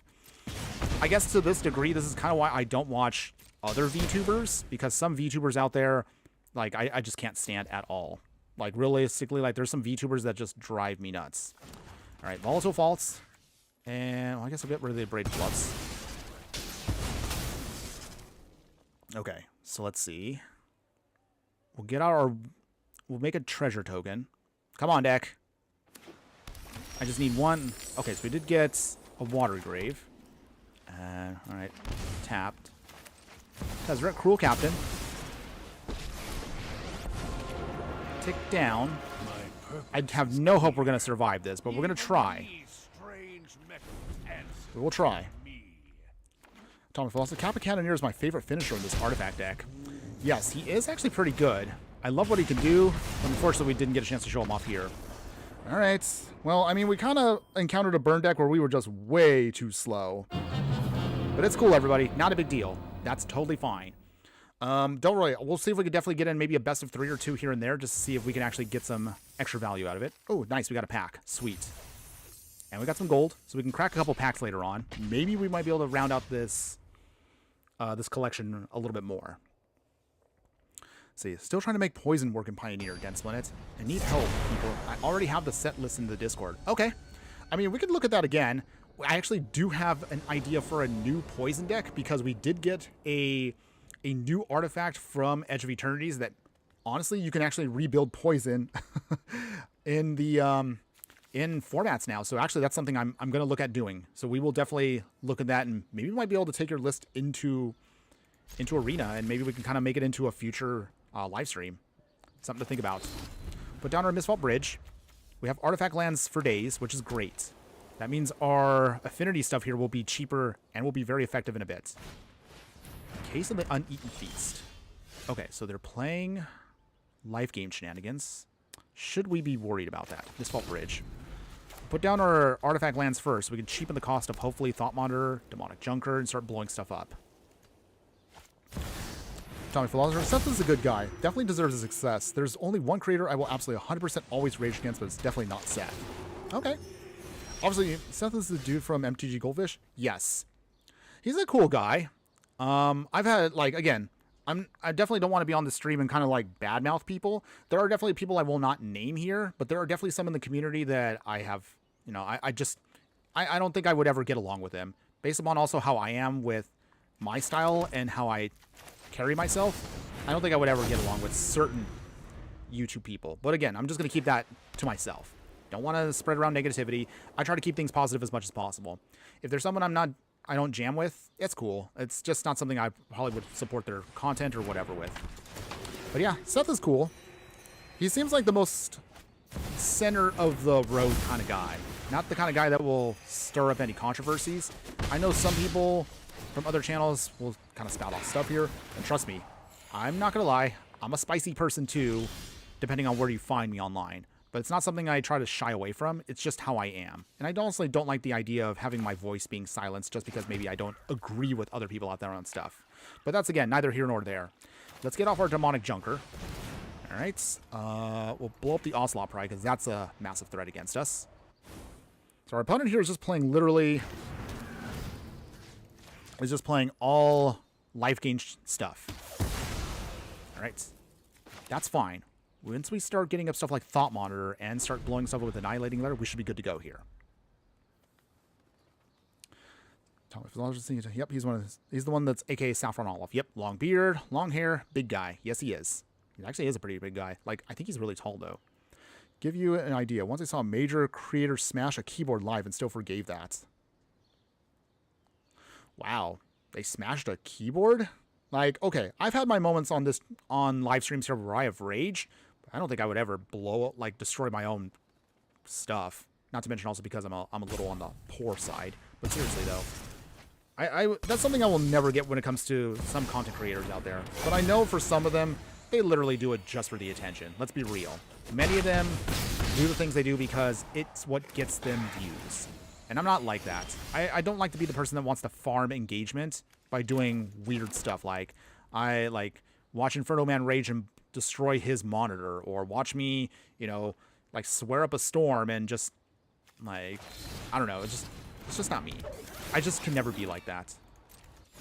Okay, draw 2 cards. Okay, so we got another Thought Monitor. Okay. Unfortunately, those Soul Warden's gonna go off here, which is annoying, but that's fine. Okay, we got a Tithing Blade, which is great. Okay, nothing to put counters on. That's okay. They're obviously going to destroy a token, because that's the cheapest option. Okay, Ocelot Pride. But we did that just so that way we can then hit their Ocelot Pride, sacrifice our Tithing Blade. Still no counters on stuff, that's fine. Okay. And pass turn. Okay, so... still a lot of life gain stuff. Okay. Waystone Guidance, and that's an alchemy card. Boo. That's okay, though. It's not a very powerful one, but it can be a problem if we let it sit. Lots of life gain. They're up to 45 life. If we could start helping out stuff here, maybe we might be able to actually stop them here. Okay. All right, Restless Reef. Tezzeret. Betrayer of Flesh. Nothing yet. Okay, so... draw 2 cards. When you start generating Tezzerets here, like the Dickens. Throw away 2 here. I want to keep the artifacts. And pass. Okay, so we're up to 5. Sneaky Toilet, Atomic Philosopher. I'm way too chill to ever break anything while gaming. I'm your local hippy-dippy English teacher. Okay. English teacher, you say? That's interesting. How long have you been doing that for? Out of curiosity, if you don't want me asking. The closest I've done to teaching was I used to teach after-school art to kids, like elementary school kids. It was a cute and fun little side job I did while I was trying to find some real work for the time being. Because at that point, I was a little unemployed, and that really was like my kind of pseudo income, but I didn't make that much from it. It was mostly just something just to tide me over to, you know, make gas money when I needed it. Okay. We need to keep drawing here because I need to find an answer fast. Okay, Icarboon Gauntlets. Another one won't help us. Play a Tiding Blade. Pop that up. Another token's going to go bye-bye. So, our Edict effects here don't really help us that much. Watery Grave. But it's going to be what we have to do just to stay alive here a bit longer. Okay, draw another card. Cryogen Relic again. Okay. So we're going to pass here. Keep up mana for counter spells just in case if anything else just explodes against us. Oh, okay. So that might be what we're going to have to deal with here. Counter spell. Okay, that goes with 9. Okay, opponents. Do you swing? I'm pretty sure they might swing with the cats. Just to make sure we don't ultimate here, but that might be a thing. Cryogen Relic. Okay, so... Whenever an Atara...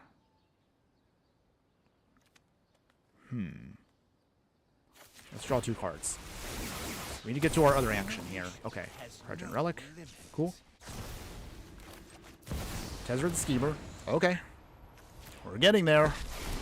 And our opponent is allowing us to get there. Not cross me. Okay, make another token. Thought Monitor. They gain life. Annoying. That's okay. Draw 2 cards. Innovation. Thought Monitor. All of them are now out. There we go. Let's see. Okay, what do we do here now? Sneaky Toilet. Also, as controversial as it is, I think an honest rage is a sign of both competitive spirit and a passion for the game. There are some moments where you definitely feel very passionate about what you're doing. But there are definitely moments where you could tell between stupid rage, I guess I would say, versus, you know, passion. I guess that would probably be the way I would probably differentiate. Atomic Philosopher. This is my 8th year. My first year in the US, I taught English in Japan for 7 years. Wow, that's amazing. Eventually being state certified. Nice. I was able to carry my experience over to the US, so I'm starting at a decent pay rate. Well, that's good to hear. I'm also at school's esports coach. Wow, esports is now in schools? Well, I've really been out of the loop with how schools are. Okay. Demonic Junker. All right, so this will be our way to pump up here. We're going to blow up Ocelot Pride. We're not going to blow up our own creatures because we want to keep them alive. No swings yet. They're at 59 life, but our opponent doesn't really do anything. All they're just doing is gaining a ton of life. So we have ways of getting around their stuff here. We'll counterspell that. Phew. Okay. And... oh, our opponents. There we go. Yes, we did it. Whew. Oh, man. I was worried that they were eventually going to get a pump spell to kind of blow us away, but hey, we hung in there and we were able to beat them down. It didn't matter how much life they had. Yes, we had fun with this one. Tezzeret. You got Tezzerated, opponents. Victory. All right. Nice. Very nice. Okay. Feeling good there. Okay, so let's go ahead. Let's get another game going with our non-budget version. Phew.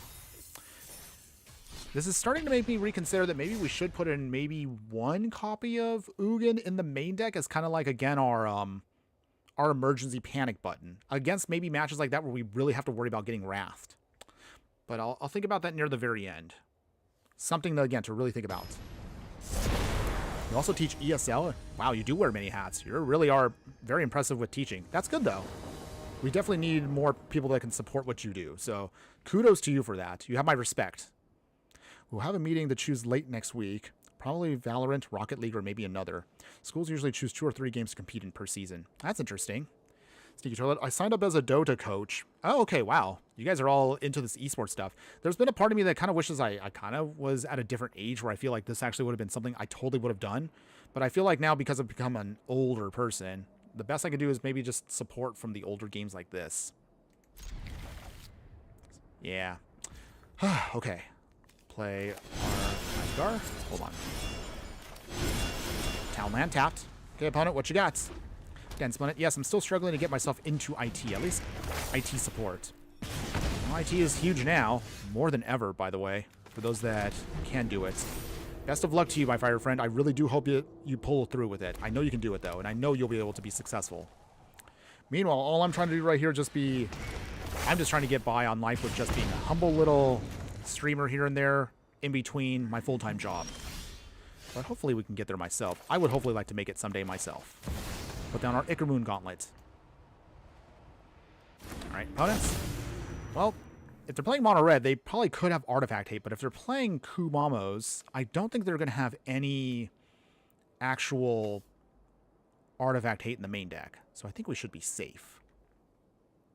Seeky Toilet. Would have loved to have taken competitive sleeping while at school. I'm so good I can do it with my eyes closed.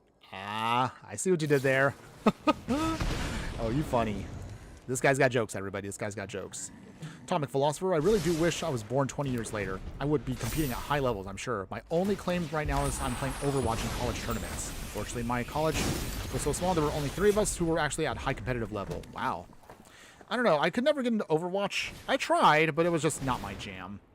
Like, as far as how do I put this? In my day, showing you how old I am, in my day, I was playing, like, Counter-Strike. Not Counter-Strike 2.0, not Counter-Strike Go. Classic Counter-Strike. We're talking about old school 1. Wow, this is so old. I played during 1.3. That was Counter-Strike in, like, 2000 and 2001. Yes, I'm that old, by the way. Speaking of that, I actually do have my birthday coming up in 2 weeks. But we'll talk about, again, how we're going to celebrate my birthday here with all of you if you're interested. We'll talk about that near the end of the stream. Because I do have a small announcement for that. Okay, Demonic Junker. Okay. Tithing Blade first off. Okay. Let's see. Well, no real value, of course. So I was going to throw away Etching Kumamo. So that'll go bye-bye. Alright, no surprise there. Annihilating Glare. This is going to hurt for a moment, but if it means we can get rid of their card here, so be it. Okay, down. Phew. Okay, 2 creatures down. We still keep pace with our opponent here, but not by much. We're trying, though. I have 1 student that could whip you. Sounds like you're on my level. Yeah, I'm an older person here when it comes to what we do. All right, still no value here. We're just trying to blow up the board and just keep things under control as much as possible. Burning Tree Emissary down. Okay, so Etching is still a threat. But if we can just get at least 1 or 2 more lands here, maybe we can stabilize. Just barely. Den of the Bugbear. We're going to go down to 1 here. Oh, boy. Okay, Water Gate. Dang, we cannot even tap that. All right, Thought Monitor. Draw 2. Okay. Annihilating Glare. We're literally going to have to sacrifice Demonic Junker just to do this. Wow. Damn, we didn't make it, did we? Alright. Alright, opponents. You got us.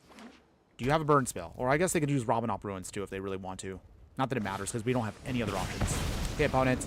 You didn't have to do that. Come on! That was not necessary. Okay. 1 cute little token. I'll take my L. And we lost. Wow, lost to mono red aggro. But again, that is something we'll talk about near the end of the stream. Of course, we'll talk about the good, the bad, and the ugly regarding these decks. But we're not there yet. We still have some time, so I am enjoying, of course, the stream with all of you today. Okay, let's keep it going. We'll play maybe 1 more best of 1, and we'll play some best of 3 after this. So we'll kind of mix and match a little bit more to kind of give you a better feel as to how this feels with best of 3. Sneaky Toilet telling me, honestly, this recent rotation eliminated nearly 70% of the decks I was playing. I kind of feel naked now. Oh, well, what were you playing mostly? I mean, trust me, I will say right now, standard rotation has definitely kind of warped things a little bit in ways that we were not expecting, but at the same time, kind of were expecting.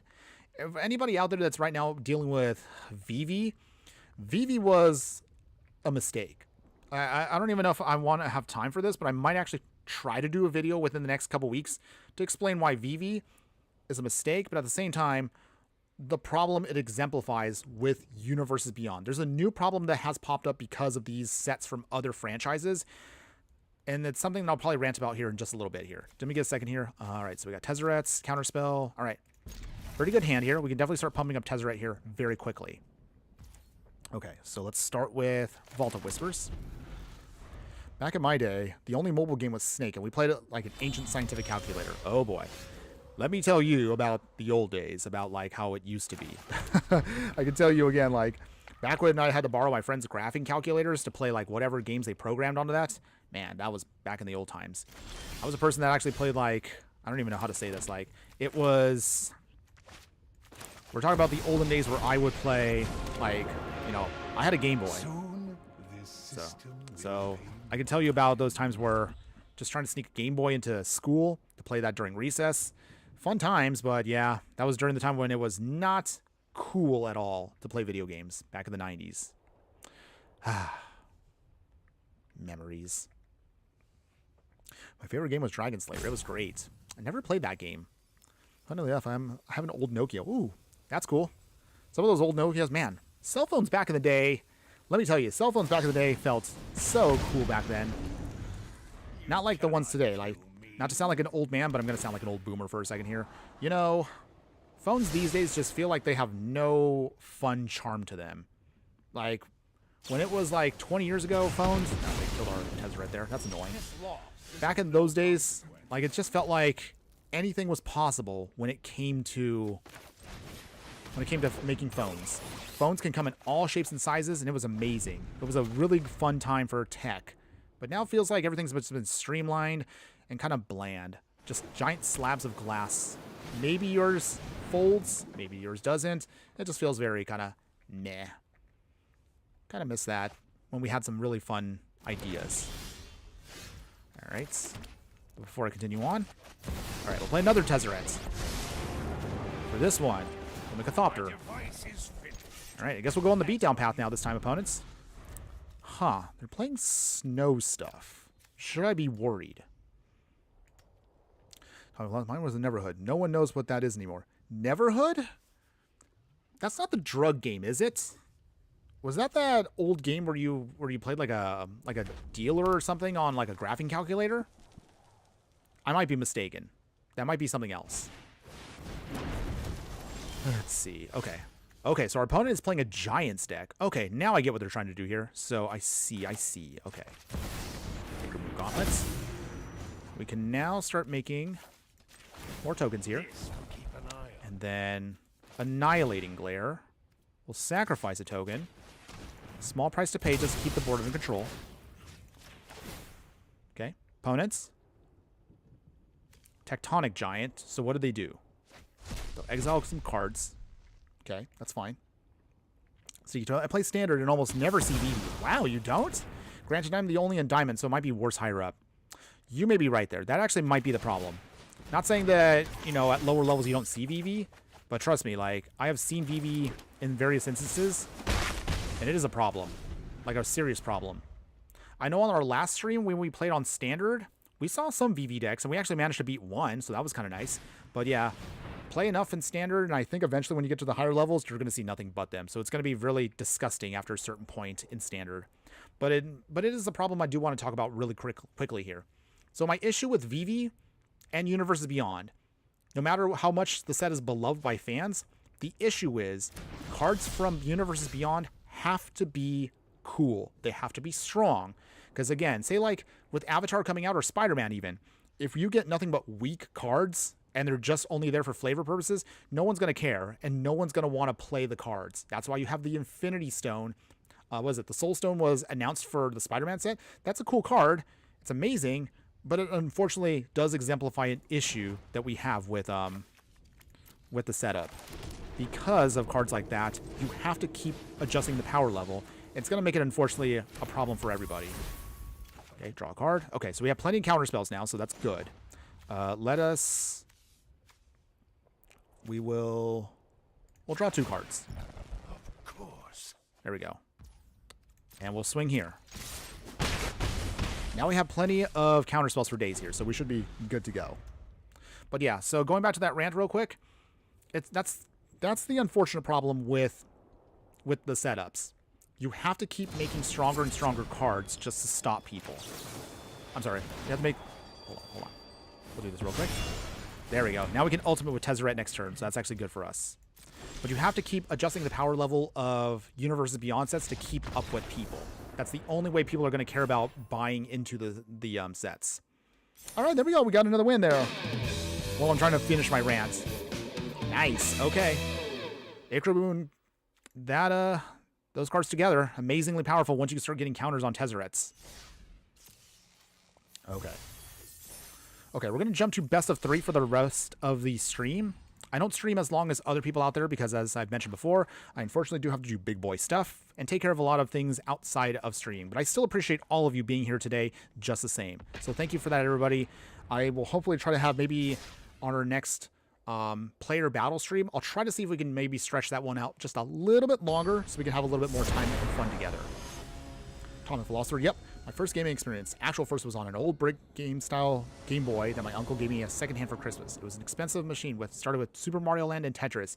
Yeah, shout out to that. Okay, see, I don't feel too old now, but yes, on my back shelf right now, like literally sitting behind me, I still have all my old boxes. I have my old Game Boy box. We're talking about the original starter one. That one was the Tetris pack-in, had the link cable, had the little earbuds.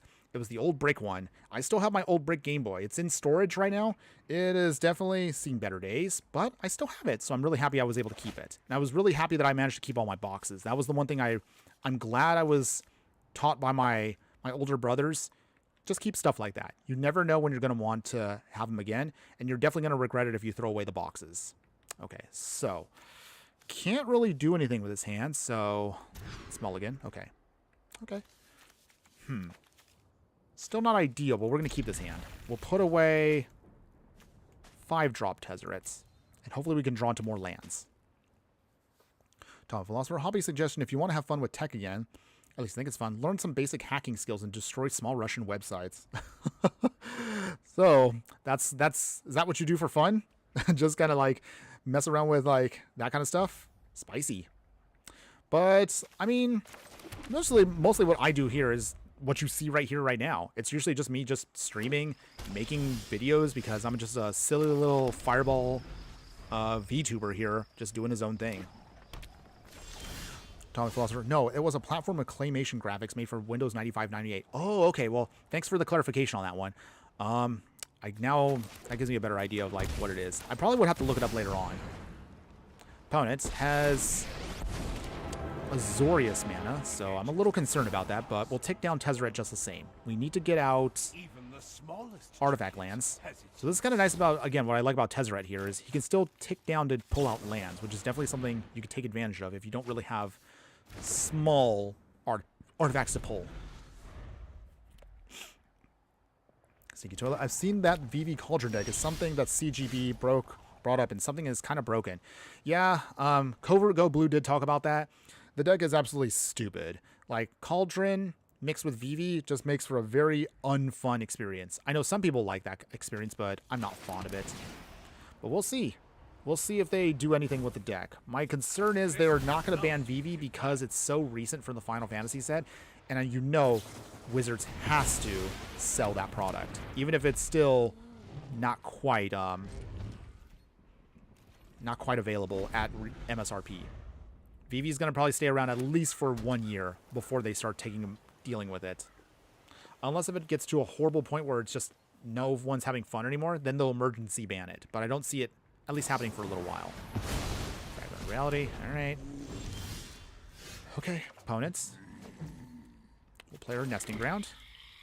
Tezzeret Betrayer Flesh. Does this stick? Or does our opponent still have more counter shenanigans? Because they're playing Azorius Control too. We'll see if we can get around it. Tom Philosopher, I really hope they make a good Sandman card for Spider-Man. And then Siege Toilet. Yep, power creep is inevitable in a card game especially. Only the way people can buy new sets is by adding a broken card or two per set. I do agree, and it feels like it's just, unfortunately, how it's going to go for Magic, just because there's just so many things that we can do. to still pull in new players without having to go super power creep. But I understand that some people have admitted that they don't want us to go back to the days of, like, say, like Ixalan back in 2017. Ixalan back in the day was a cute set. It wasn't very strong. And that era of Magic, just before we went back to Guilds of Ravnica in 2018, that was a very slow and kind of boring standard. March of Otherworldly. Oh, jeez. Okay, so this is also one of the weaknesses to a deck like ours. Since we're playing a lot of artifact lands, we're very susceptible to certain types of hate that our opponent will throw out there. So just an FYI if you're going to build something like this. Keep that in mind. All right, put another counter on top of Tezzeret here. Draw another card. We'll draw 2 cards. Okay, opponents. All right, they let us get those. Discard 2. All right, we'll throw away a counter spell. Throw away the Watery Grave. And we'll pass here. Memory Deluge. All right, opponents still trying to set themselves up too. Consider.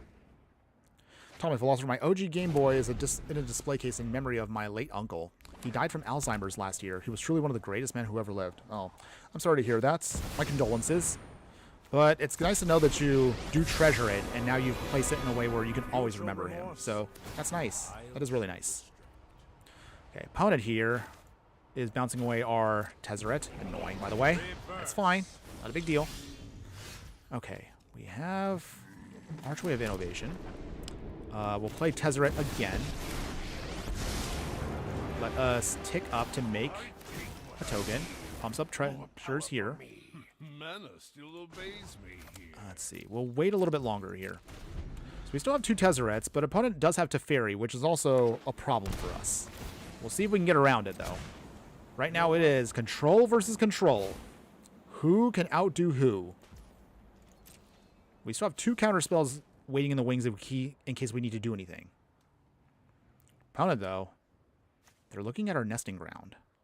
I know they're going to want to blow it up, but we also have a Restless Reef, too. What will they hit? See, Toilet, I live by a different philosophy. I don't keep the boxes. I like to throw everything away that I don't use. I want to have minimal possessions. Okay. Well, again, if that's how you want to live, that's fine. Nothing wrong with that. I mean, me personally, I like to have I like to have certain things like that. But there are some boxes of stuff that I don't keep. Like, for example, I have so many boxes of Magic cards. But the actual, like, booster boxes and bundles that I have, most of the time, 9 times out of 10, I'll probably throw away the boxes. Maybe 1 or 2 of them I'll keep. Not that many, though. But it's just the ones I do like from certain sets that I really do enjoy. All right. Pumping up our Tezzeret there. Okay. Play an island. Infernoman Gauntlet. Does this stick? Or does our opponent have an answer? Okay, they do have Archmage's Charm. All right. Counterspell that. Opponent do have another answer. Snapcaster Mage. Okay. All right. Counter War. And we won. Take that, opponent. So it does stick. And we will proliferate now. There we go. Okay, we can start pumping up our Tezzerets pretty quick here, but that does mean we are vulnerable now for a little while. Come on, deck. We need to draw into some action here, or at least maybe we might have to throw away Cryogen Relic here. You still think they will E-ban it? For Vivi? I think they will. But I still think it's going to be 1 whole year of Vivi before they answer it. And that's only because they have to sell the product still. Even if it's way overpriced, they're going to do it. That's what I think is going to happen. Okay, so with that. This technology is advanced. Okay, proliferate again. Opponents. Do you have an answer? Okay, Infernoman Gauntlet does go away. Okay, and they throw away a Wrath. Annoying, but that's fine. We still get to ultimates here. And then we will... Okay, draw a card. Vault of Whispers, okay. And then from here, we can then turn on our Vault of Whispers. Oh, actually, I turned on the wrong one. Oops. This one I was hoping I was going to swing it with Teferi, but dang, we didn't do it right. Hopefully that's not going to mess me up for the rest of this for the rest of this match, hopefully. Aloha, my philosopher. Greatest ever time to play Magic was during Lorwyn block, and I will die on that hill. I wasn't playing Magic at that point. I was kind of out of the loop. Where was I at that time? Oh, that's right. During that time, I was game testing. So I was in on the Xbox at the time.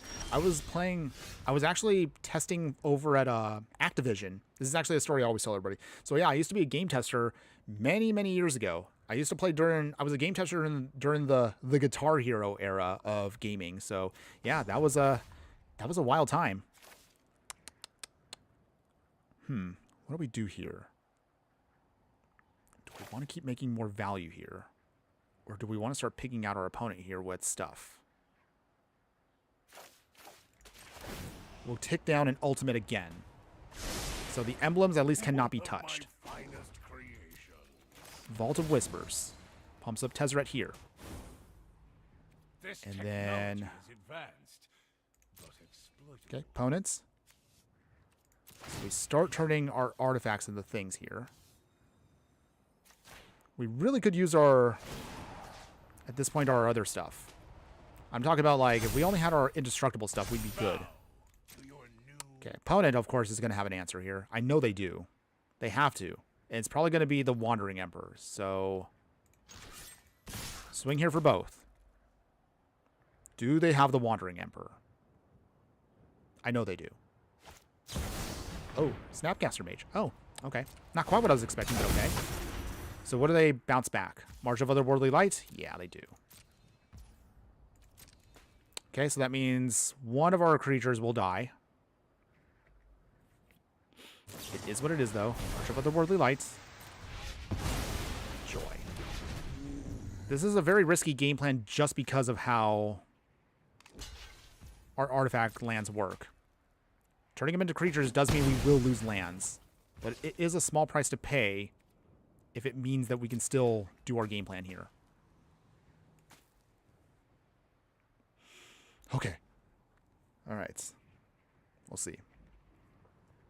Dense Planet. Some old cards are still banned for a reason. Yeah, there's definitely some updates they really need to give to the ban list, because there's definitely some cards that I think are perfectly fine in 2025 now versus what they were like maybe like 5, even 10 years ago. Okay, our opponent is going to start blowing up our stuff here. Okay, so we do have the Field of Ruin hurting us, and now they've been strip mining us, so that's awkward. Now they know they can keep strip mining us, all things considered. Let's skip to the good part. I only started at Bloomborough, so I know nothing of older sets. Oh, interesting, okay. Well, I mean, there's still quite a ways you can look back, if you're interested. How many siblings you got there, Inferno? Oh, good question.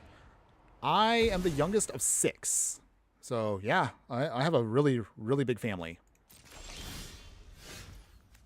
We don't all get along. But, I mean, you know, we do our thing. Mage Charm. Alright, fine, opponents.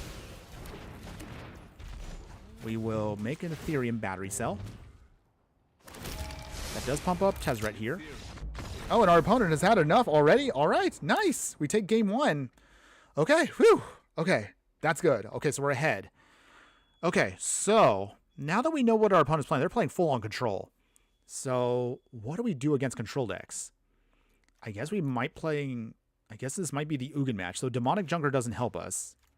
Bring in Ugin.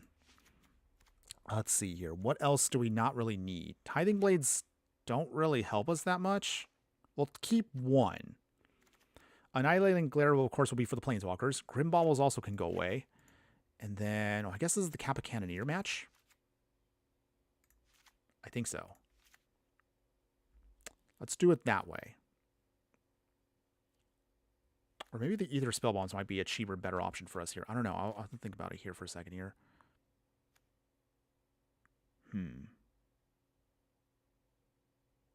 Actually, the Tithing Blade. Ether Spellbomb. So it's a mix and match. So since I'm the youngest of 6, it's 4 brothers, 2 sisters. And I am the youngest in my family. I'm the baby. Just the baby. An old baby, by the way. But yeah, that's my family. We have a really big one. Although we haven't all gotten together for many years just because everyone's scattered to the ends of the earth. But it's Yeah, I mean, we keep in touch as much as we can, although sometimes we do have little quabbles here and there. Nothing major, but, you know, it is what it is. We'll put away the Infernoman Gauntlet. I want to make sure we can still hit everything and still keep mana open for Counterspell. Oh, nice. We have Tezzeret Cruel Captain. That's good. All right, so play the bridge. Okay, opponent, what you got? Jeez, they're already going to start marching us, huh? Okay, opponent is going to be that person today. Joy. Okay, Cryogen Relics. So this time around, tap land there. Crypt for flashback? Oh, I hate this card so much. This is another card that tilts me so much in Historic right now. So, Kalim, I hate this Djinn so much. Just because, again, they can keep discarding. They keep making copies of it. And they keep doing that. And they just keep looping that all over the place. Hopefully that won't get us here. Cryogen Relic. Opponents. Do you let us have this resolve? Okay, cool. Draw a card. Okay, we did get another bridge, which is good. See, so this is what they're going to start doing. And they get more copies to put into the game. This is why, again, like, I can't stand alchemy. Because this kind of stuff really shouldn't be a thing in this format. It just feels so unfun. Okay, we'll draw another card. But we're just going to keep on keeping on for now. We're going to try to see if we can find our way out of this. Memory Deluge means they're going to keep getting more of these Kalims out, and it's just going to be super, super stupid. Again, I've mentioned this before, and I've had arguments with people. It's one of those things where I'm like, if this is so annoying, and that they keep claiming that, oh, we can make adjustments to cards, why not do them? That's one thing I just will never get, is just, why wait? You have the resources to actually make these a thing. See, Counterspell, again. So why not just rebalance these cards so they're not so annoying? So look at that, yeah. And they keep coming. They keep coming. Okay, so now they get one out for free. Okay, it's fine. Not going to be tilted too much here. We're going to try to get around it. Okay, we have Teferi. Oh, yeah. It's one of those things that, like, I wasn't thinking with this deck because I didn't know they actually had Klim in here. We're going to try to get around it, though. So, sacrifice. This is a tough call right here. I want to get rid of Teferi so they don't keep drawing into it, but we have a clock now if we don't deal with this. Draw a card. Pay the 2. Can we destroy it? Or, okay. Come on. I know you have a counterspell, opponent. Yeah, there it is. I don't think we're going to get game 2 here. We need to move quickly. Okay. Come on. Opponent. Down to 10. 2 turns is all we have left. Snapcaster right now. Yeah. I don't think we're going to win this one. This is going to be so frustrating here. And March of the Whirly Lights. So they're going to keep locking us out here if they keep doing this. We get a Seed of the Synod. So we try one more time here.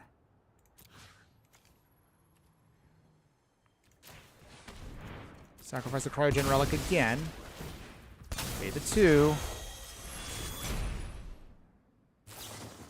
Counterspell. Alright, and we're dead. I'm not dealing with that. Let's go to game 3. Okay, so Tormod's Crypts are coming in because we just want to deal with that. Maybe I should have kept in the Tithing Blades. Maybe those are better instead. The Relics are not bad, but Tithing Blade away certain answers there might be better for us. Either Spellbomb, I don't know if that's actually going to help us now. Okay, and then trim out. We'll take out the Infernoman Gauntlets, put in Diversion Unit, so we actually have a counter spell again on top of that. Okay. I don't know if we'll have enough time to get the Cyclonic Rift, though.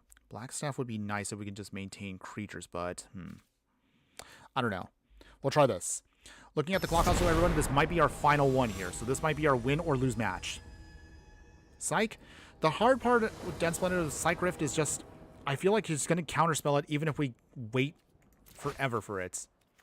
It's just going to be a frustrating matchup because, again, our opponent has many ways of kind of just dealing with our stuff here. So we're going to try. But again, I'm concerned because they have options against a lot of our stuff. Diversion units. Our hope right now is to get to Ugin and then just overwhelm them with value, but we'll see. Okay, so that doesn't trigger. That's an interesting thing we have to deal with there. Because that means our Tithing Blades don't even work here now. Wow, they actually do have options against us. That's annoying. Okay. We're still going to swing to get some damage in. And we can still... We can't really counterspell now, but we will try later on. Down 19. Okay, opponents. Okay, so we have all the counterspells in the world, but we don't have the right mana for it. Down to 16. Okay, opponents. Field Ruin. Okay. Mistfall Bridge. Wow, I actually didn't think they would actually have a Thrall. That literally is the best thing that they can throw against us here. Okay. Okay, let's see. We'll get out an island, because we definitely need that. Okay. Opponent. What else you got? Malevolent Hermits. Do we let that stick? Counterspell that. Do they have a counterspell to ours? Opponents? They don't. Okay. Probably waiting for something else. Okay. Kappa Cannoneer. That might be helpful.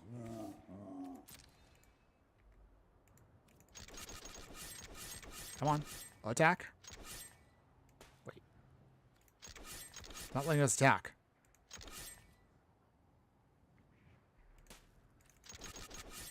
Hold on a second, everybody. Wait. Are we okay? There we go. I was worried there for a second we actually lost connection. Whew, okay. We didn't do it. Okay. Alright. Literally just a slugfest right now because I think each one of us just wants to deal with whatever's on the board. Opponents? Do they have an answer? Okay, so they do. Do their stupid things. Okay, so, do we do it here? Let's try. So we'll sacrifice here. And we're going to see. Annihilate and glare away the Doorkeeper Thrall. Do they let us have it? Wait, why do we have a thing? Wait, are we still connected? Why do we have a thing? Hold on. Okay. Come on. Come on, connection. Let me finish this match. I don't know why it's taking me down, but come on. Come on, come on, come on. Don't do this to me now. We're almost done. Oh, jeez. Are we going to lose here just because of this? I've already made the move, Arena. Why are you lagging? Are we still connected, everybody? Let me know if we're still connected. At this rate, it'll be fine. Okay.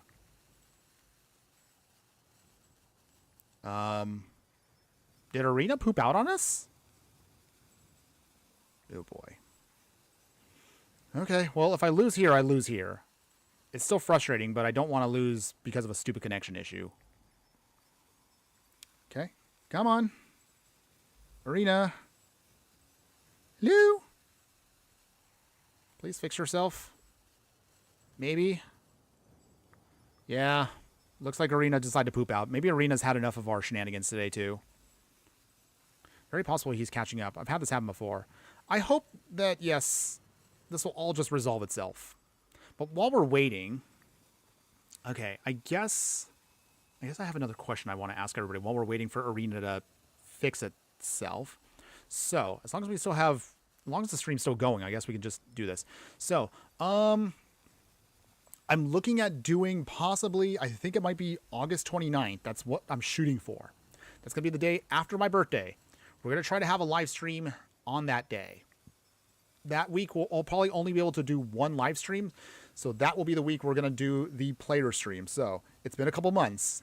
For those of you that are interested, if you want to, I will put up, of course, a time for that day. And I will, of course, announce it maybe like a week ahead of time so everyone is interested. Bring, again, your best decks you can. We'll have some fun that day. So it's going to be just us playing with Magic and just having, just shooting the breeze. Just, again, no ranks, just having a little bit of fun, whatever you want to play with. Any format, any style of deck. If you want to bring your budget deck, if you want to bring your spicy brew, by all means, do so. And I'll be more than happy to face off against you. So with that, let me know if you guys are, of course, interested. I'm sure you guys are. And I will be more than happy to set that up for y'all. So we just want to do that before we start going into the next big set, which will be Spider-Man. Again, I have no idea how that's going to look. But hopefully we'll get a chance to do that coming up. Okay. Okay, come on. Arena, I just want to at least finish this. At this point now, I don't even care that I'm going to lose or whatever happens, disconnection or whatever. Not that our rank really matters at this point. But I just at least want to get to the wrap-up for this whole deck tech. Maybe. Let's see, Sneaky Toilet, can the deck you use now be translated over to Standard? Might be tough because of the older Planeswalkers. It would probably have to be completely different colors. And for that, I have some decks that, if you're interested, I might try to come up with maybe another Standard build that's artifact focused. That is something that I might be looking at maybe for a future deck tech once we're done with the next one that we're making. The next one we're doing is going to be Pioneer. So that one's going to be a lot of fun too. I'm looking forward to that one though. It is one I'm excited for. But for Standard, there's some options out there for you. I think you would probably want to go actually into red with Tezzeret. Reason for that is you'll have access to a lot more artifacts and robots from the sets, which actually would help you out quite a bit. Or I suppose you could try to go back to the Azorius one that I built a while ago. That one actually does have also some affinity stuff that you can play around with as well. Okay. I also don't want to have to close out the client here, but I might have to do that just to get us fixed here for a second, everybody. All right. Okay. Oh, you got to hit the bed, Dense Planet? Okay, well, have a good night, my fire friend. And again, we'll have a chance to see you again very soon. Okay. You know what, everybody? This is taking a while. So here's what I'm going to do. Hold on for 1 second. Don't worry. I am still going to be here while I try to fix this. Okay. Hold on. Am I there? There I am. Okay. Don't worry. I'm still talking. I'm just going to concede this real quick. Actually, okay, it won't let me concede either. Okay, hold on 1 second. I'm going to try. Give me 1 second here, everybody. All right, yeah, Arena just kind of pooped out completely. So I'm just going to do a full... We're going to end the task. Okay, so resetting Arena real quick. Just give me a moment. Give me a moment. Just resetting. Yeah, hit the opponent with the gold Alt-4. Okay, so while we're reloading Arena real quick, hopefully we can get this fixed. Or at the very minimum, we'll just do the wrap-up now. I know, obviously, it's probably going to say, like, draw or lose or whatever, so I guess our opponent just gets they get a free win. But that's okay. That's fine.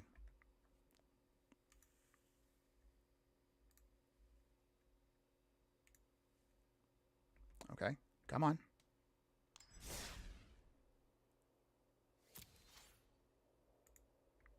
Okay, hold on 1 second.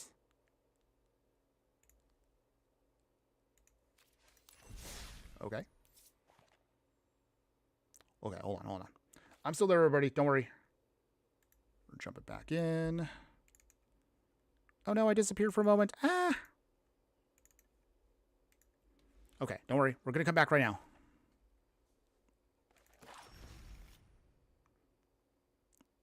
Loading things. Loading. Come on. There we go. All right. There we go. Okay. Phew. Okay, came back. Okay, so we'll just take that L. So, any case, let's go ahead. Let's wrap this up for you. So, because also I got to take care of a couple other things, everybody. So, apologize for that. But let's talk about these two decks for us. So, that was for the historic format, our Tezzeret deck. So, you tell me in the comments below, what do you think? Would you play this deck in any way, shape, or form? In all honesty, this one's definitely a more unique one because you have artifact lands that are specifically in Arena black. and blue. So any kind of Dimir artifact deck, you have access to these, which definitely gives your deck a lot of a power boost for really nothing. They're commons, so that's actually excellent for us. I did put together months ago another artifact deck if you're interested in that. That's actually more, again, mostly a creature affinity focused deck, so check that out if you're interested. But if you do like our control build, again, I will leave, of course, the links for these in the details below once we are done with the stream. Personally, though, I really like the deck. It definitely has a lot of potential. I probably would sculpt it to actually have a better ratio of Tezzerets. Maybe I might even just open it up to just, instead of being just Tezzeret himself, maybe it might be a couple other Planeswalkers that actually do support the game plan overall. But again, we still wanted to keep this on flavor, so that's why we kept it as Tezzeret only. Your mileage may vary depending on how you want to play it. I still enjoyed the deck for what it was, so I would definitely say if you're interested, definitely play it if you can afford to do so. It is a lot of fun. Thankfully, the upgraded version, well, it does take a lot of more rares and mythics. If you actually put it together in paper, it's actually not that much more expensive. I think it's like an extra $50 if you really want to go all out. But overall, that's mostly what I would just say for you. Only play this again as just an arena deck. I probably would never recommend to actually put this together in paper because it's a little expensive and you're not getting too much out of it unless you really are a big fan of Tezzeret and artifacts overall. Having said all that, there are definitely weaknesses that I do want to acknowledge with the deck. So the good news with the deck is the deck definitely can deal with a lot of single target removal very easily. The downside to the deck, as you saw, is any go-wide strategy or hyper-aggressive deck will steamroll you very quickly. So be aware of that if you do want to play this deck. Mostly, I would say if you want to adjust this, maybe I would probably put in the sideboard if you want to play best of 3. Maybe put in a Wrath or 2 just to kind of hedge your bets against certain decks out there.